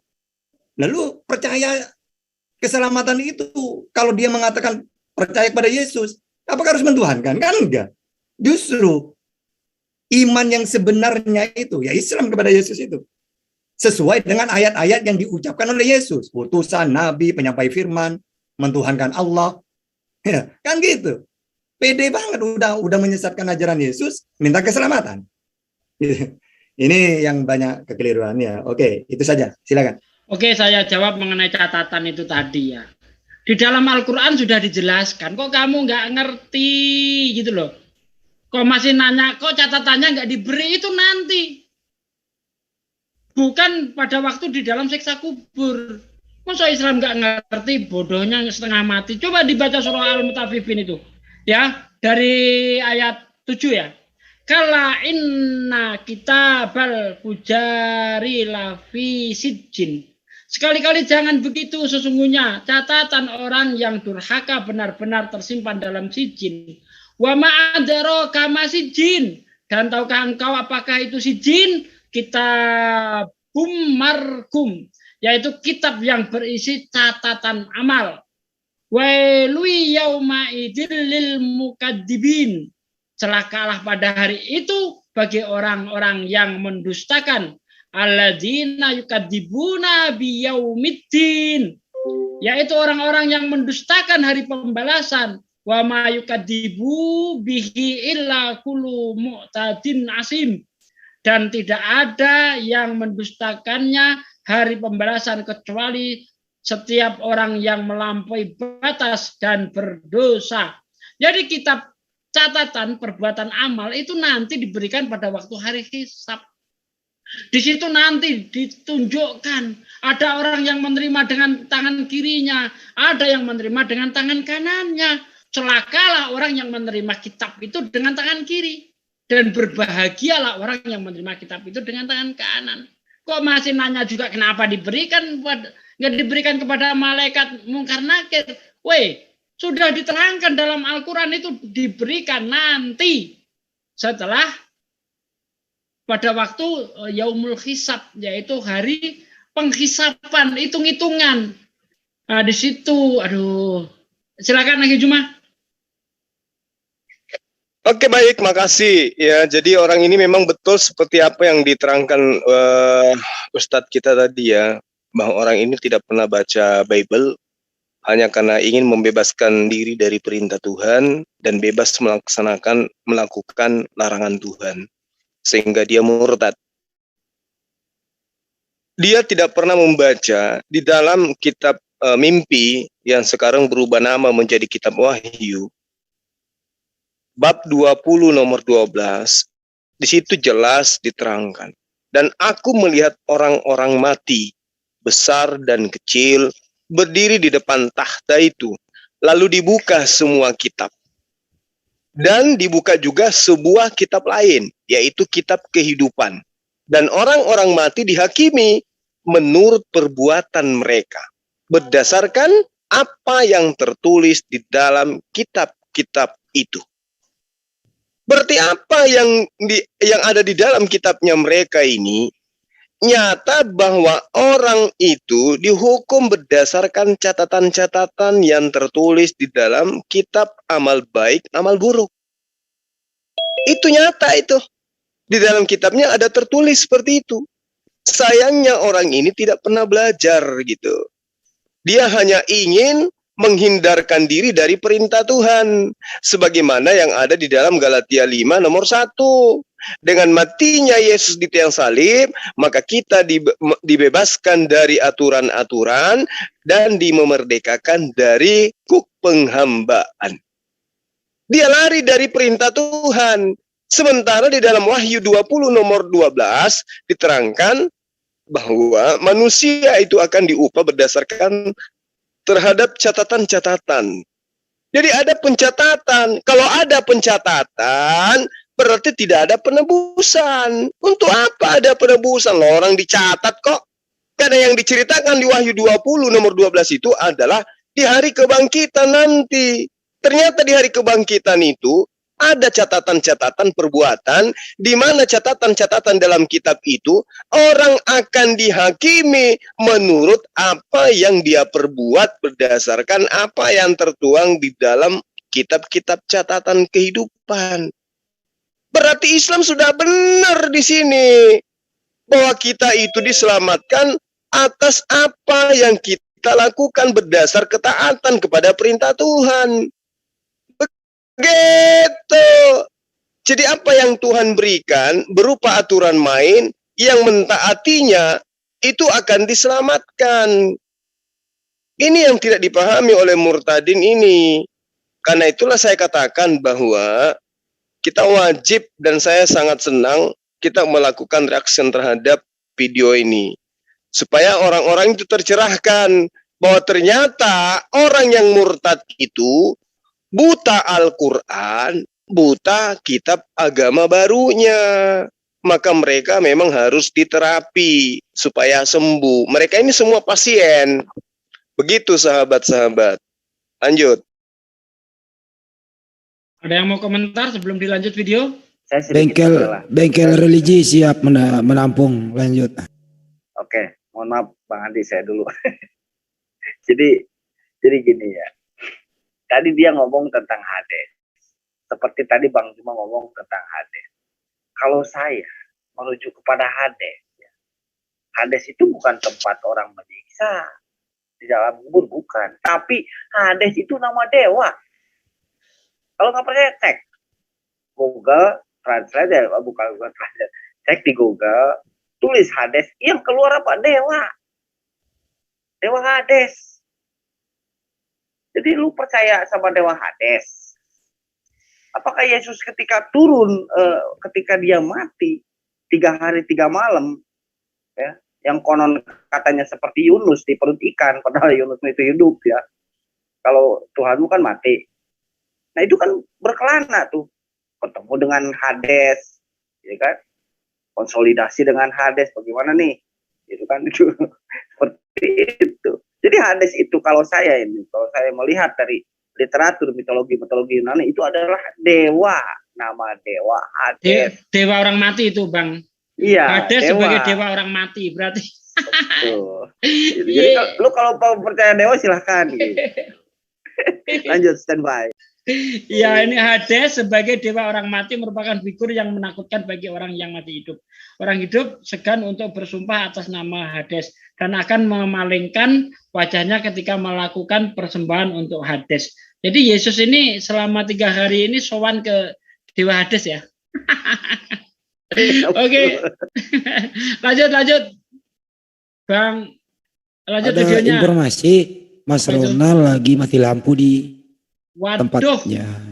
Waduh. Jadi nggak bisa saya screen gitu lah Pak De. Coba ya. Aduh. Oh, bentar. Hampir 2 jam juga mungkin disudahi aja Pak De. Oh, boleh kalau mau disudahi juga boleh. Sudah nyala tapi nggak bisa share screen. Oh, gitu. Gimana kita sudahi malam ini? Sebenarnya masih panjang loh itu. Masih banyak itu yang harus kita counter itu. Sudah menyala tapi nggak bisa share screen. Bisa coba tes kalau mau tes Bang Ronald. Sudahi aja dulu kali, udah panjang. Bentar, saya baru 12 menit ini yang barusan nih. Enggak, ini Bang Handi suaranya kok kayak gitu, kenapa?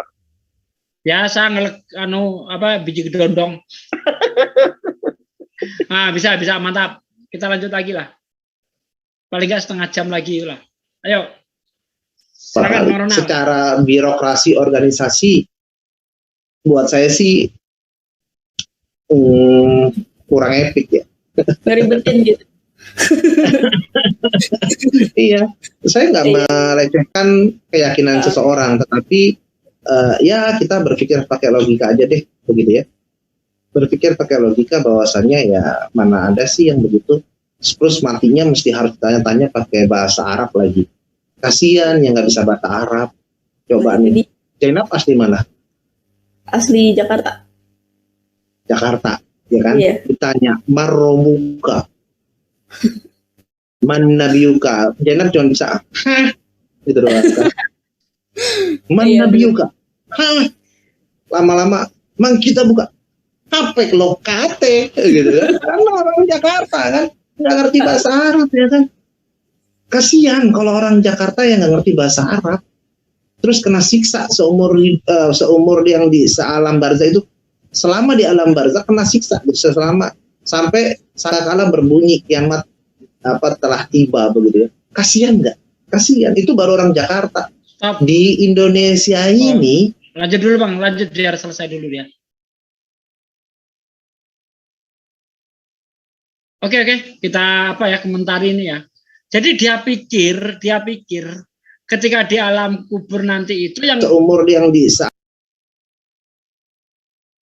Ya, dia pikir ketika menjawab pertanyaan di alam kubur itu dikira lisan kita atau seperti kita di dunia begitu. Bukan seperti itu. Itu nanti ada kaitannya dengan iman. Ada kaitannya dengan amal perbuatan. Walaupun Anda saat ini bisa bahasa Arab, fasih bahasa Arab, tetapi belum tentu bisa menjawab di sana nanti. Karena urusannya bukan seperti itu, beda konteksnya gitu loh. Ya.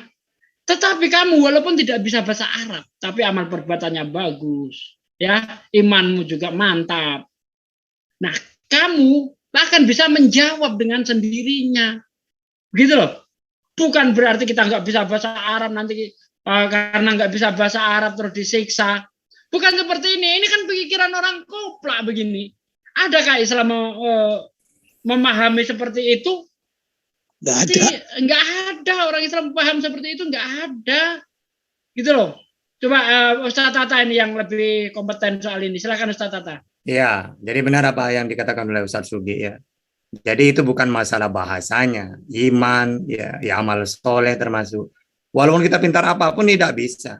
Yang kedua, andai kan itu pakai bahasa apapun, ya tetap aja tidak akan bisa menjawab. Karena bukan bukti, bukan hanya kata-kata itu gitu ya. Terus itu kan juga misalnya nggak berbahasa Arab ya kan, memang Nabi saat itu menjelaskan memang hadis bahasa Arab gitu. Man rabbuka, man nabiyuka, man imamuka, man ikhwanuka. Gitu. Ya memang beliau itu orang bahasa Arab gitu. Tapi bahasa apapun bukan enak banget udah dapat bocoran dong. Ya, bukan seperti itu, tetap amal itu yang menentukan. Oke, lanjut aja. Silakan. Seperti contoh ini Ustaz. Saya yakin semua orang, baik orang kafir maupun orang Islam, ya itu fasih mengucapkan la ilaha illallah. Tapi ketika mau meninggal dunia, belum tentu semua orang bisa mengucapkan itu. Betul. Ya, tidak semua orang bisa mengucapkan itu. Bahkan dituntun la ilaha illallah. Susah. Apalagi nanti di akhirat yang berbicara itu iman dan amal perbuatan. Bukan lisan kita lagi. Di dunia saja yang berbicara lisanmu, tetapi kamu belum tentu bisa mengucapkan kalimat la ilaha illallah. Karena siapa yang bisa mengucap kalimat la ilaha illallah dakhalal jannah. Pasti masuk surga. Nah, ini dia, ini di dunia loh, fakta loh itu. Dan berapa orang yang sudah kita tuntun untuk mengucapkan kalimat la ilaha illallah, dia tidak bisa. Padahal kalau bicara bahasa lain bisa, masih apa dia? Masih fasih, tapi mengucapkan kalimat la ilaha illallah tidak bisa. Apa itu? Iman. Yang berbicara di situ iman, saudaraku sekalian. Oke, dilanjut. Yang mau ikut komentar? Ya, saya Pak Ustadz. Oh, monggo. Dan lagi itu semuanya itu tergantung amal perbuatan kita waktu di dunia gitu. Di situ tuh istilahnya bisa kita lihat gitu bahwa Allah kita itu maha tahu gitu loh. Jadi nggak bisa dibohongin gitu. Segitu aja Pak Ustadz. Oke, terima kasih. Di-mute kembali Pak biar tidak ada suara-suara yang mengganggu. Silakan yang ingin menambahkan. Sedikit saya. Oke, monggo. Jadi si Murtadin ini murtad karena bahlul, itu pasti, itu tidak bisa diragukan ya.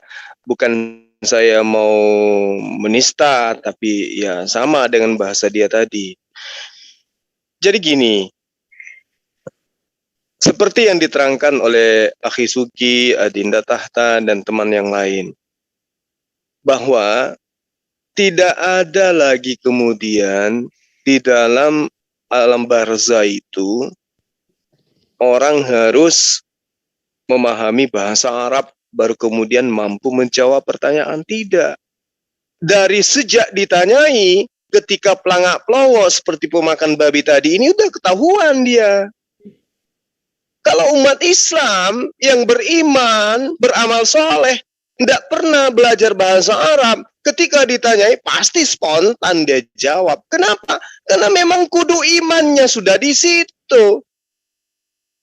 Makanya di dalam hadits yang diriwayatkan oleh Ahmad dan Nasai, itu jelas diterangkan bahwa nanti ketika di alam barzah, di alam kubur, ada suara yang menyeru dari langit. Hambaku yang telah benar, maka bentangkanlah untuknya tempat tidur dari surga. Berilah dia pakaian dari surga. Bukakan pintu untuknya menuju surga, sehingga angin dan aroma wangi surga sampai kepadanya. Dan kemudian dilapangkan kuburannya sejauh matanya memandang. Indah sekali alam barzah itu bagi umat Islam. Nah kalian alam barzah itu kan pasti nyata adanya. Belum ada orang Kristen meninggal, kemudian kita lihat melayang sampai ke langit, gak ada itu. Ya, pasti dibakar atau dikubur atau ditanam mayatnya, bahkan dinistakan itu mayat. Sampai bertahun, berpuluh tahun tidak dikubur-kubur, ada yang kayak begitu.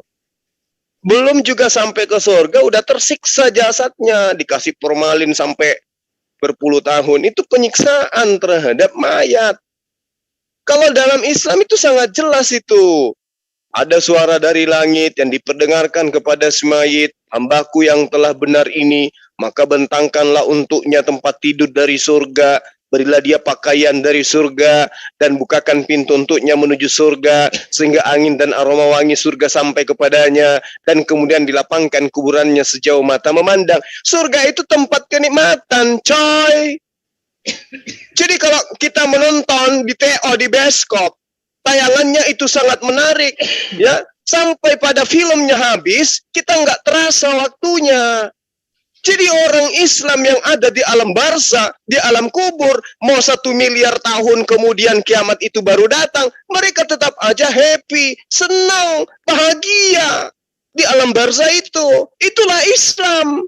Nah sekarang mana dalilnya? Di dalam kitab Anda, pernyataan Yesus atau siapapun yang Anda imani sebagai junjungan dalam kitab atau dalam agama Anda, yang menceritakan tentang kebahagiaan Anda kelak di bawah tanah. Ada enggak? Faktanya Anda ke bawah tanah setelah mati kan? Nah, apa yang diceritakan agamamu setelahnya? Enggak ada. Jadi kalian mau kemana? Enggak tahu, bingung. Tapi kalau Islam, begitu Anda mati, disambut oleh suara dari langit. Jadi kalau ada pertanyaan, marabbuka dan seterusnya, umat Islam itu kudus sudah tahu jawabannya. Karena yang menjawabnya adalah iman. Roh dan kebenaran itulah yang menjawab.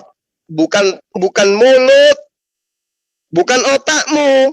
Yang kalau kau tidak mengerti, ditanyai, karena kau orang mana tadi kau bilang? Jakarta. Oh ditanya, marabbuka, Obi. Ya, mana? Orang Jakarta. Ya orang Jakarta, kau ditanya, marabbuka, kau bingung tadi, kau pertontonkan mukamu yang kayak apa itu? Itu udah kau disiksa di situ kalau begitu modelmu. Tapi kalau umat Islam, umatnya Nabi Muhammad SAW, begitu ditanyai, langsung dijawab. Itu orang beriman, maka terdengar suara dari langit. Hambaku yang benar, bentangkanlah untuknya tempat tidur dari surga. Gila benar. Nikmat sekali jadi Islam itu. Di kubur aja sudah merasakan nikmatnya surga. Gimana di surga nanti? Kalian mana jaminannya? Nggak ada. Ya, nangislah kalian. Lanjut videonya. Kalau tidak ada yang komentar. Oke, lanjut videonya. Begitu banyak suku dan bahasa, beribu-ribu bahasa ada di sini. Ya, kira-kira mereka ya bisa nggak sih pakai bahasa daerah gitu? Nggak bisa, harus pakai bahasa Arab. Nah, Ini yang membuat saya berpikir ulang begitu ya. Harusnya yang namanya Tuhan tahu segala bahasa. Itu toh. Ketahuan pokoknya. Bahlul emang kan? Bahlul dikira yang menjawab itu otak dia dikira. Oke, lanjut. Sedikit komentar boleh? Boleh Pak Peta. Jadi pertama-tama si Murtadin ini ya. Iya. Si Murtadin ini memang saya yakin dan percaya bahwa dia di Islam itu betul-betul bukan Islam yang kafah. Itu satu yang saya bisa tarik kesimpulan. Karena dia tidak memahami benar. Itu satu. Kemudian yang kedua, terbicara tentang alam barzah ya.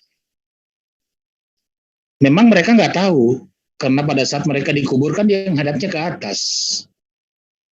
Kalau orang Islam kan dihadapkan ke arah kiblat kan. Itu saya nggak bayangkan lah, kalau mereka diharapkan ke kiblat. Ke arah kiblat itu barangkali biarpun diikat itu pasti dia berputar. Pasti dia berputar, karena memang dia tidak pernah sholat ataupun beribadah menghadap ke kiblat sesuai dengan perintahnya. Kayak seperti itu. Jadi kalau orang-orang murtad seperti ini mah nggak heran gitu. Orang-orang yang seperti ini perlu mereka belajar, dan saya bersyukur sekali ini ada reaksi seperti ini menjadikan pelajaran orang-orang yang ada di luar, para netizen, saudara-saudara kami sebangsa dan setara yang muslim. Sadarlah sebelum Anda disadarkan oleh Allah Subhanahu wa taala. Sadarlah sebelum ajal mah. Itu ayat-ayat yang diangkat oleh Ustaz Sugi, oleh Ustaz Suma tadi itu sangat-sangat luar biasa, menjadi pelajaran buat Anda semua lah yang ada di luar sana. Kalaupun Anda tidak mau baca dengan ayat Al-Quran, silakan Anda baca di Belanda. Pasti akan menemukan kebenaran. Pasti akan menemukan kebenaran bahwa agama yang diridai Allah Subhanahu wa taala adalah agama Islam. Kitab perjanjian baru yang dimaksud itu adalah kitab adalah Al-Quran. Demikian Ustaz Sergi. Lanjut.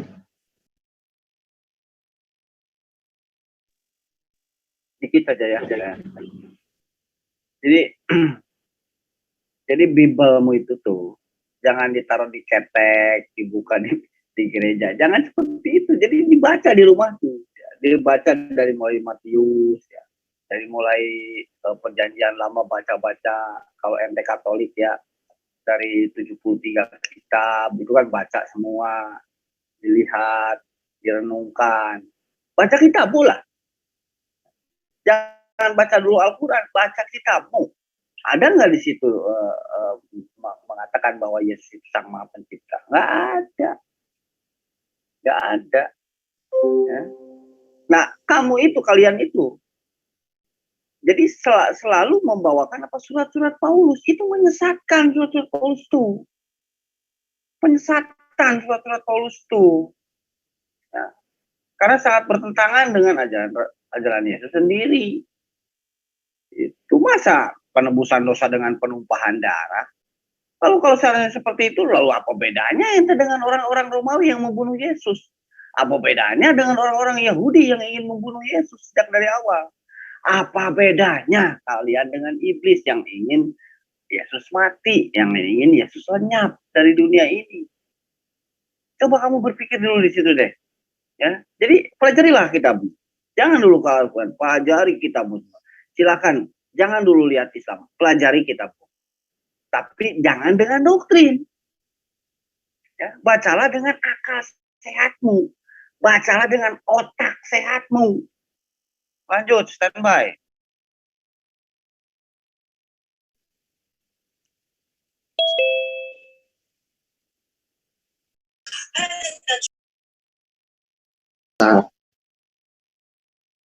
Betul nggak sih? Betul. Betul, begitu ya. Jadi buat saya itulah kenapa saya ambil keputusan percaya kepada Isa Al-Masih sebagai Tuhan dan Juru Selamat. Nggak ribet, ya, damai, sukacita, sejahtera, gitu kan. Kemana-mana penuh kasih, ngeliat orang nggak penuh dendam, begitu ya. Damai, sejahtera, sukacita, gitu aja. nggak pernah berpikir-pikir negatif. Kalau dulu mah saya dikit-dikit perkiranya negatif. Aduh, belum sholat, kok pikir-pikir kebayang-bayang begitu kan, takut dosanya nih kan. Waduh, neraka nih, neraka. Terus saja yang saya pikirin punishment. Jadi saya melakukan itu dengan dorongan supaya saya tidak kena punishment, tidak kena hukuman begitu ya. Nah, ini kan sebuah keterpaksaan sebenarnya. Ya, harusnya ya kapanpun, dimanapun kita berada, kita connect dengan Tuhan. Ya, perbuatan kita adalah ibadah, senyum kita ibadah, tatapan kita adalah ibadah, pikiran kita adalah ibadah, semuanya adalah ibadah. Selalu connect dengan Tuhan, frekuensi kita menyatu sama Tuhan. Udah clear, enjoy. Tapi kan orang Kristen ibadahnya setiap hari Minggu doang, Bang. Kata siapa? Orang Kristen itu ya namanya aja udah Kristen, pengikut Kristus, lakunya seperti Kristus, ya, ibadahnya tiap saat, tiap detik, ya. Hari Minggu itu cuma seremoni berkumpulnya semua anak-anak Tuhan, memuji bersama, begitu ya, silaturahim bareng, satu gereja, makan-makan habis ibadah, sharing-sharing setelah ibadah, ya. Di situ enak sekali, ya, kumpul-kumpul, ya, yang namanya kan hablum minallah wa hablum minannas harus terjaga. Hubungan sama Tuhan baik, hubungan sama sesama juga harus terjaga, ya kan. Diwajibkan nggak ke gereja? Enggak juga. Gereja sebenarnya ya di sini, di hatimu, di dirimu, bait Allah, ya. Tetapi ini adalah seremoni, ya, perayaan, ya, setiap minggu, ya kan. Kita memuji bersama, menghadirkan Tuhan bersama. Gitu. Stop. Ya. Oke. Dari pernyataan-pernyataan ini bukan semakin menunjukkan bahwa dia di Islam itu ngerti Islam ya, justru semakin bodoh. Kemudian dia mengatakan tadi senyum ibadah, berbuat baik ibadah, itu dapat dari mana kamu? Ada di Kristen diajarkan begitu, senyum ibadah? Tidak ada. Itu yang diajarkan Islam. Senyum ibadah, membuang diri di jalan ibadah, menolong orang ibadah. Itu ajaran Islam.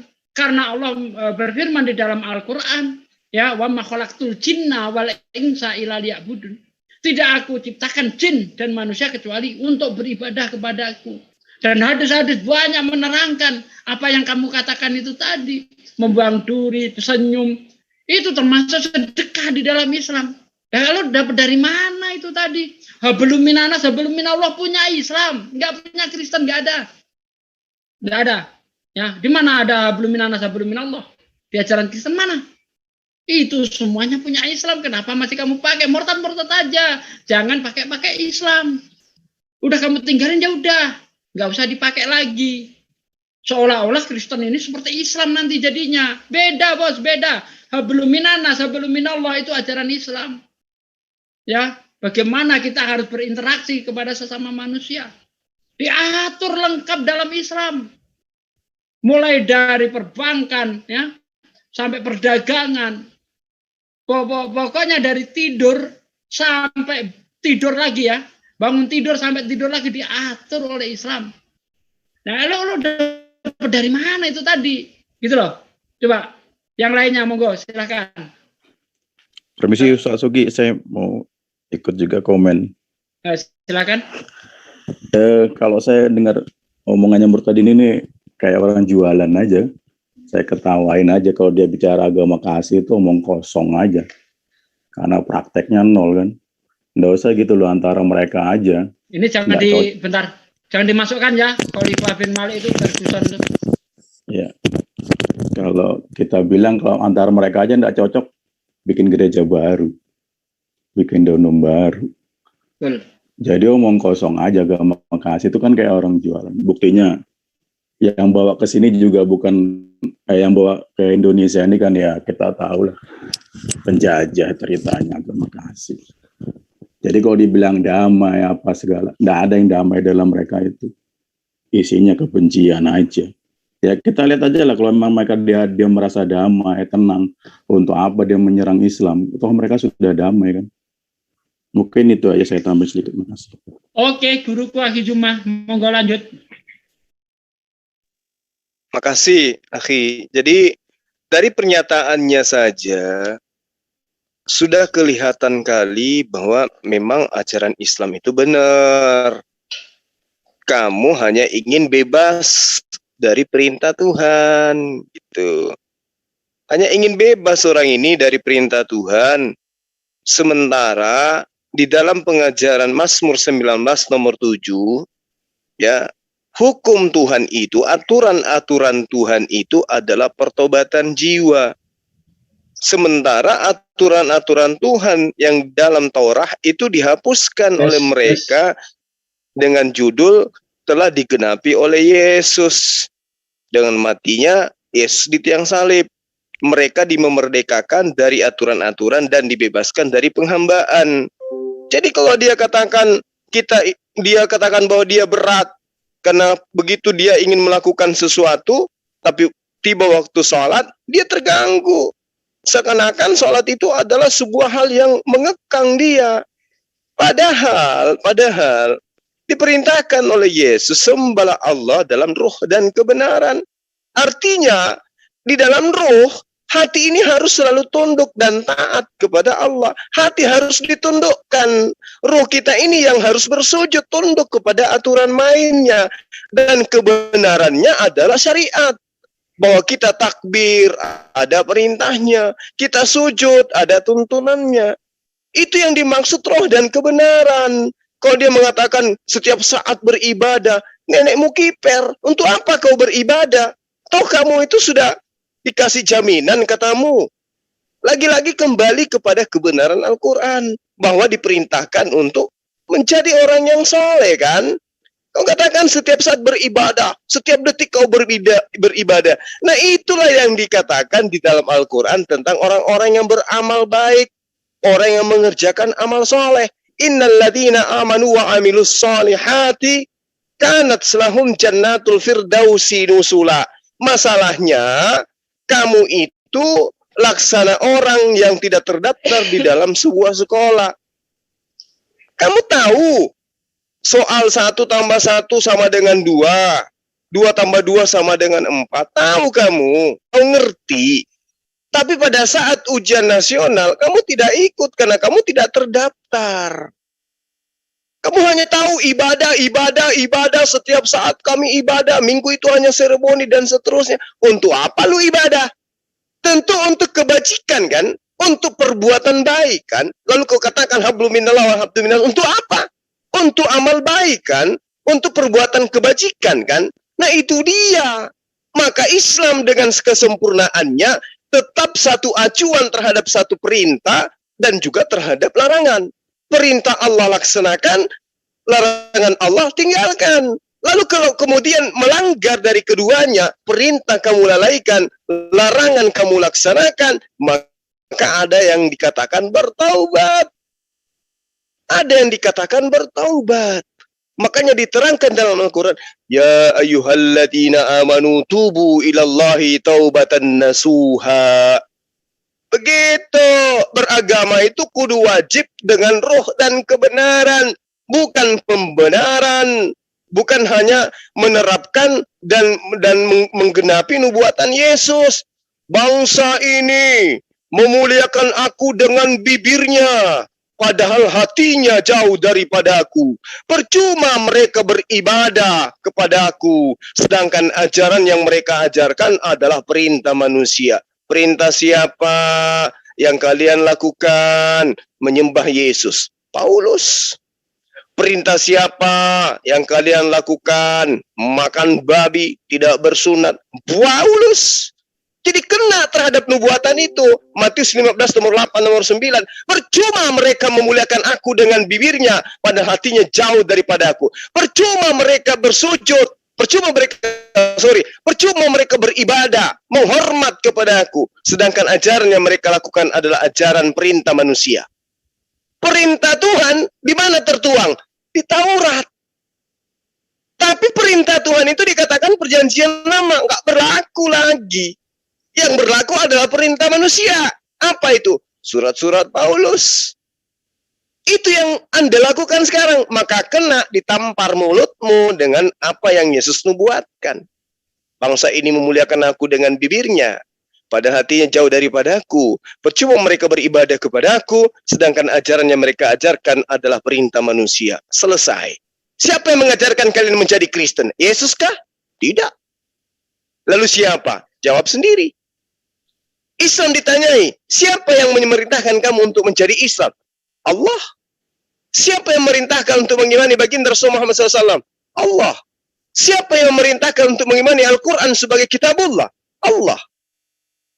Mereka ditanyai, siapa yang memerintahkan engkau menuhankan Yesus? Siapa yang memerintahkan engkau mengimani perjanjian baru? Siapa yang memerintahkan kamu mengimani Paulus sebagai rasul? Ada Allah? Tidak sama sekali. Karena itulah kemudian orang ini adalah orang bahlul yang hukumnya wajib kita stempel sebagai orang yang menjadi orang penyesat, sehingga jangan diberi ruang, harus diantar semua pernyataannya. Demikian. Oke, yang lain sebelum dilanjut. Sugi. Iya, silakan. Tambahan Pak Ade boleh? Oh, mantap. Silakan. Ya. Silakan dulu Pak, silakan dulu. Ya, makasih Pak Peta. Kadang lucu ya lihat ini keluar-keluar ibadah, seolah-olah kayak ngerti ibadah loh. Kalau kita mau fair-fairan, Kristen itu nggak punya tuntunan ibadah. Tunjuk sama saya di ayat Bible, atau misalkan di tulisan-tulisan Bapak Gereja, mana cara ibadah yang benar. Makanya kita akan temukan satu-satunya agama hanya beda denominasi, tapi berbeda cara peribadahan, itu kita akan temukan dalam Kristen. Para penyembah Tuhan mati yang namanya Yesus. Kalau kita lihat Ortodoks Syria, ibadahnya nyontek Islam. Dengan cara sujud ada rukunya yang diklaim bahwa ibadah itu lebih dulu mereka melakukannya. Kata siapa? Liturgi Arabia aja baru ada setelah tahun 800 Masehi kok. Nyatanya nyontek Islam. Kalau misalkan Bang Juma itu tadi pertanyaannya masih baik. Kalau saya akan menanya gini. Dari mana kalian dapat perintah ibadah hari Minggu? Dari mana kalian dapat perintah bahwa ibadah itu dengan ngadakan live konser? Dari mana? Nggak ada tuntunan itu. Bahkan pada faktanya, Kristen adalah satu-satunya agama yang nggak punya tuntunan peribadahan. Silakan saya bertanggung jawab dengan kata-kata saya.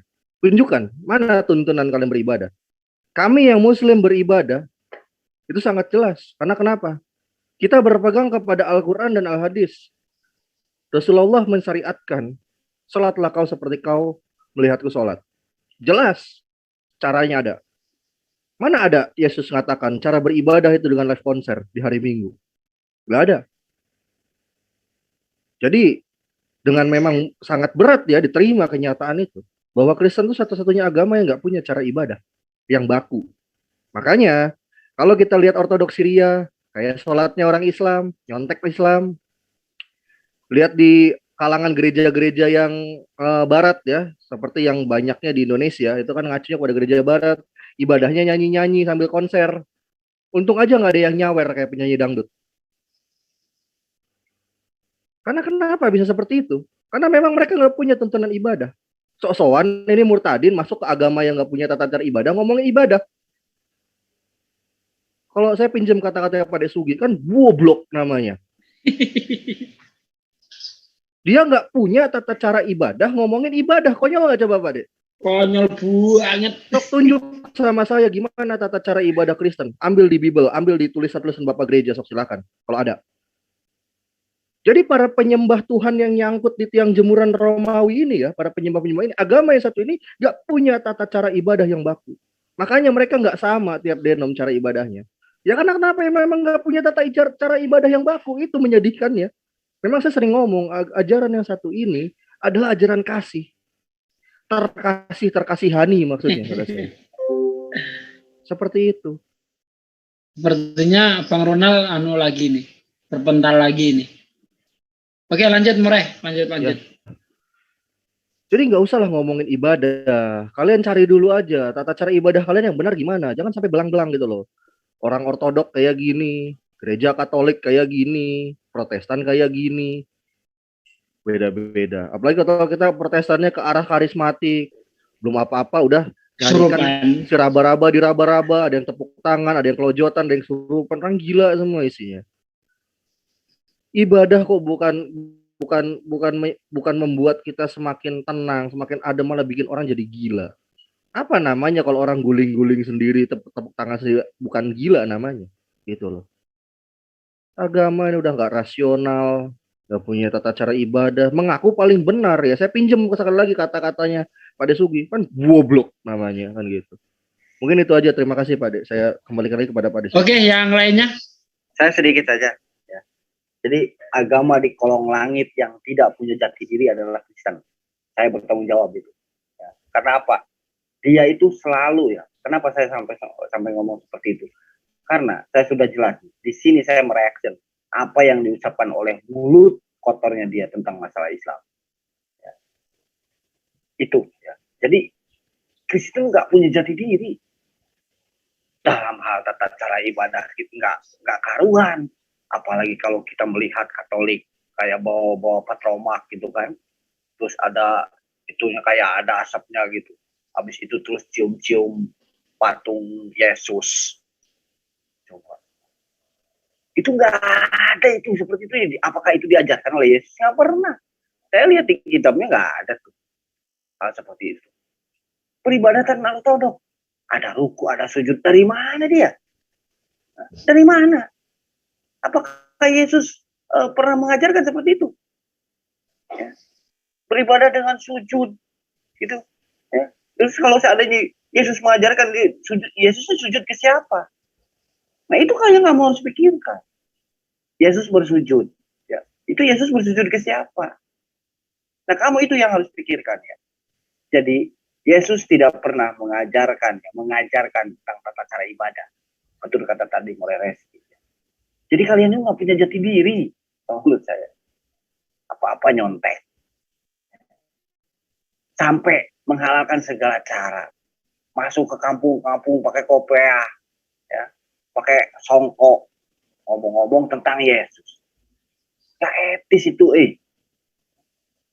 Nah lanjut, standby. Ya, Ayo. Assalamualaikum Bang Suki, saya mau nambahin dikit ini. Waalaikumsalam, monggo Ustaz Wahid yang panjang nggak apa-apa. Iya, jadi kalau kita lihat pilar agama ini kan ada 3 ya. Satu akidah, ibadah syariah dan muamalah. Ya, jadi kalau kita ngomong akidah ketuhanan, mereka sendiri masih berantem tentang Tritunggal, ada yang ngomong Triteos, ada lagi yang macam-macam lah. Artinya belum sinkron di antara mereka dan sudah dibicarakan ini 2000 tahun sampai sekarang masih belum selesai itu. Kedua, tadi masalah syariah. Ternyata tidak punya syariah juga. Saya baru tahu ini loh ini. Bukan baru tahu, baru ngeh. Berarti baru ngeh tadi yang saya omongin berarti. Betul, baru ngeh gitu loh. Bener ya. Ternyata dari mereka itu tidak ada satu ibadah yang tuntunannya sama gitu loh. Jadi dari 2 pilar dia sudah runtuh. Tinggal satu yang dia unggulkan, yaitu muamalah. Makanya dia mengatakan kami adalah agama kasih. Karena sebenarnya dia tahu dari 2 pilar sudah runtuh. Tinggal satu pilar yang dia pertahankan. Kami ini agama kasih. Kasih maksudnya hablu minan nas. Itu yang dia mau tonjolkan. Tapi apa yang terjadi? Hablu minan nas ini kan tergantung dari individu. Kepribadian dari masing-masing orang ataupun kelompok. Kenyataannya apa yang terjadi di dalam sejarah? Siapa yang banyak perang di dunia ini? Mana hablum minan nasnya? Bagaimana tata tertib dalam peperangan yang diatur sama Islam? Kita tidak boleh sampai merusak tempat-tempat ibadah. Kita tidak boleh membunuh anak-anak kecil, perempuan, orang-orang tua. Bahkan pohon-pohonan pun tidak boleh ditebang. Tapi mereka lihat apa yang dilakukan pada waktu tentara-tentara salib masuk ke negara. Ustaz, saya mau nambahkan sedikit referensi nih untuk Ustadz Ahmad Wakid nih biar lebih tajam lagi komentarnya. Ya, tadi mereka teriak-teriak ajaran kasih ya. Ini saya baca dari buku yang judulnya Surat Terbuka untuk bangsa-bangsa Kristen karya Sam Harris ya. Di sana Sam Harris mengatakan bahwa orang-orang suci yang dihormati seperti Santo Agustinus dan Santo Thomas Aquinas sampai pada kesimpulan bahwa orang-orang bidat ya, harus bidat atau sesat harus disiksa, itu menurut Santo Agustinus, atau langsung dibunuh menurut Santo Aquinas. Dan itu dituliskan di dalam buku Surat Terbuka untuk Bangsa-Bangsa Kristen karya Sam Harris halaman ke-13, dan referensinya diambil, Sam Harris ya mengatakan demikian, mengambil referensi dari P. Johnson, A History of Christian, New York, Simon and Scone. Itu ada referensinya gitu loh. Jadi kalau mau dibilang ajaran kasih kayak gitu Ustadz. Jadi ajaran kasih dalam ajaran mereka kalau sesat itu langsung dibunuh gitu. Saya geleng-geleng kepala pada waktu baca buku tentang tentara Tempra ya. Templar. Itu luar biasa loh itu. Kejamnya, bisnisnya luar biasa itu. Luar biasa. Jadi apa sekarang ini dari 3 pilar ini sudah runtuh mereka ini ya. Saya sendiri nggak ngerti ya. Saya ini sebenarnya saya paling suka kalau dengerin Bang Zuma bicara tentang Paulus itu. Saya pingin Bang Zuma kan punya nomor telepon saya ya Bang Zuma ya, nomor WA saya ya Bang Zuma ya. Ada Ustadz. Nah, Bang Zuma kirim alamat, besok saya kirim buku tentang Paulus Bang Zuma. Besok pagi saya carikan, saya kirim langsung ke alamatnya Bang Zuma. Masya Allah. Ya. Buku karangannya mungkin luar biasa. Makasih Ustadz. Buku karangannya Karen Armstrong tentang Paulus. Punya Bang Zuma? Belum. Saya kirim besok insya Allah. Bang Zuma kirim alamat, saya kirim besok insya Allah. Ya, saya pikir ini dari saya. Nyimak kembali, monggo lanjut. Oke, dilanjut. Karena yang share screen sudah tidak ada, monggo dilanjut lainnya untuk komentar. Bang Andi udah tidur? Tadi sebenarnya yang tadi yang saya mau anu tadi yang di anu sama Morereski itu sudah terwakili. Cuma saya pengen bertanya kepada Murtadin Niju itu ya. Tolong carikan satu ayat di dalam Bible tentang cara beribadatan umat-umat Kristen. Itu aja. Tapi selebihnya tuh tadi udah dikupas panjang lebar yang saya mau adukan tadi sama Morereski. Lanjut yang lain. Aki Juma mau nambah? Ya, saya hanya ingin kepada siapa tuh yang barusan miss call nelpon chat saya mau dialog 4 mata ya. Kalau Anda nggak terima dengan apa yang kami sampaikan di sini, masuk ke Zoom. Jangan nangis. Masuk ke Zoom, ngapain japri-japri, maunya 4 mata. Emang situ homo?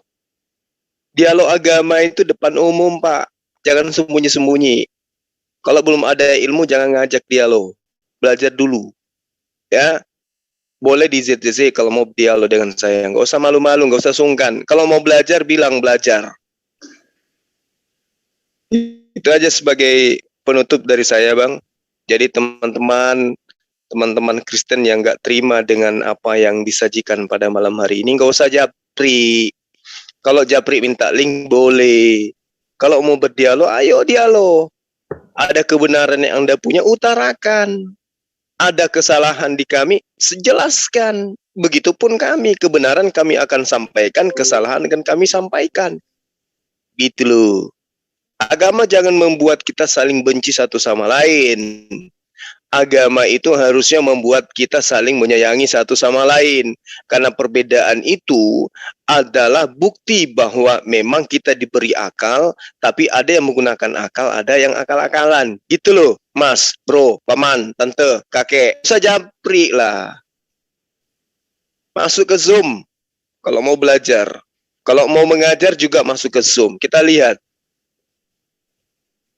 kebenaran yang Anda punya itu seperti apa gitu ya kan. Andakah yang si Murtadin ini atau siapa ya? Ngaku lagi tulisan akunnya pakai organisasi resmi negara ini.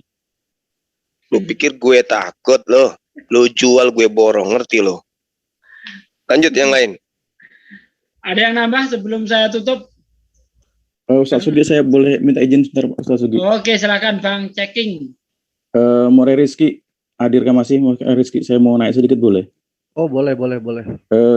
More Rizky, saya pernah dengar dari ceritanya, kalau saya pernah dengar dari Rocky Gerung, nggak salah, bahwa benarkah Alkitab itu awal-awal mulanya itu tidak boleh dipegang oleh jemaatnya, bahkan kalau dipegang bilang bisa mati. Itu benarkah kisahnya itu, More? Untuk itu nggak pernah saya baca dalam literasi tentang teologi kekristenan ya. Dan juga sejarah-sejarah Kristen saya belum pernah baca diksi seperti itu dalam buku-buku yang pernah saya baca. Nah mungkin Pak Rocky Gerung membacanya di buku yang lain yang memang mungkin belum pernah saya baca gitu. Iya, karena ada juga filmnya itu kalau nggak salah yang memegang lembarannya itu pasti mati, ternyata dibubuhin racun lembar-lembarannya itu supaya nggak sembarangan orang bisa buka. Mungkin itu terima kasih banyak. Kalau mengenai tidak sembarangan orang bisa buka, iya itu. Saya pernah baca memang ada seperti itu ya. Tidak semua kalangan bisa buka waktu itu betul. Oke ya. Artinya awalnya memang tidak transparan sudah Alkitab. Iya, betul itu. Terima kasih Ustaz. Oke, saudaraku sekalian ya, sudah kita saksikan bersama-sama betapa bodohnya si Murtadin ini. Dia membuat judul orang cerdas pasti murtad, tapi justru fakta berbalik, orang bodoh pasti murtad. Dan sudah kita kupas tuntas bagaimana pemahaman dia soal Islam, pemahaman dia soal Kristen. Bahkan dia bawa-bawa hablum minanas yang diajarkan Kristen buruk. Anda lihat di dalam 2 Yohanes 1 ayat 10. Ya, di situ sangat jelas. Saya tidak berbicara orangnya ya, saya berbicara ajarannya. Jikalau ada orang datang kepadamu dan tidak membawa ajaran ini, janganlah kamu menerima dia di rumahmu, dan janganlah memberi salam kepadanya, sebab barang siapa memberi salam kepadanya, ia mendapat bagian dalam perbuatan yang jahat. Menerima tamu beda agama saja dilarang. Anda mau hablum minanas sama siapa? Sesama Kristen? Ya silakan.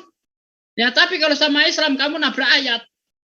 Tetapi kalau di Islam dalam surah Al-Muntahan ayat 8, Allah tidak melarang kita untuk berbuat baik kepada mereka. Ya, Allah tidak melarang kita untuk berbuat adil kepada mereka selagi mereka tidak memusuhi kita. Selagi mereka tidak mengusir kita dari halaman rumah kita. Ya, kita dibolehkan berbuat baik. Nabi bersabda, barang siapa yang menyakiti zimmi, orang-orang kafir yang mau damai dengan Islam, kata Nabi, dia menyakiti aku. Barang siapa menyakiti aku, dia menyakiti yang telah mengutus aku. Jelas aturan-aturan Islam itu jelas ya. Tidak seperti kalian, hanya pembenaran, tapi tidak punya dasar yang jelas. Oke, saudaraku, semoga apa yang disampaikan di live malam hari ini semakin membuka mata kita, ya. Dan telah terbukti bahwa setiap orang yang murtad pasti goblok. Oke, itu saja yang saya sampaikan. Bila ada salah kata itu murni datang dari saya.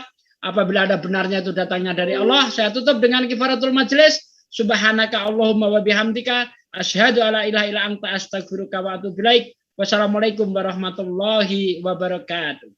Waalaikumsalam warahmatullahi wabarakatuh.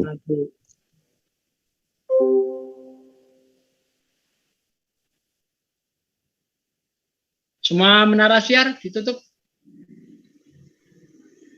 Sampun Pak Ustadz. Nah, alhamdulillah. Bang Erwin kok nggak ikut komentar lu, nyumbang dulu. Lagi demam kok. Oh, lagi demam ya, memang lagi musim nih. Ini mau dilanjut oten kan nih? Ah boleh, itu ada mumpung ada guru Zumah. Oke. Tapi masih enggak, ini udah jam berapa di sana? Jam 12 loh. Iya. Ya malam ini Pak. Tidur. Yaudah istirahat aja ya. Ya kalau akhir Jumat masih sanggup, nggak apa-apa. Iya nggak apa-apa. Bang More, ya. Disetujuin. Besok aja, Akhi. Besok aja lagi. Iya, Bang. Oke, makasih ya. Sudah capek ngomong kita.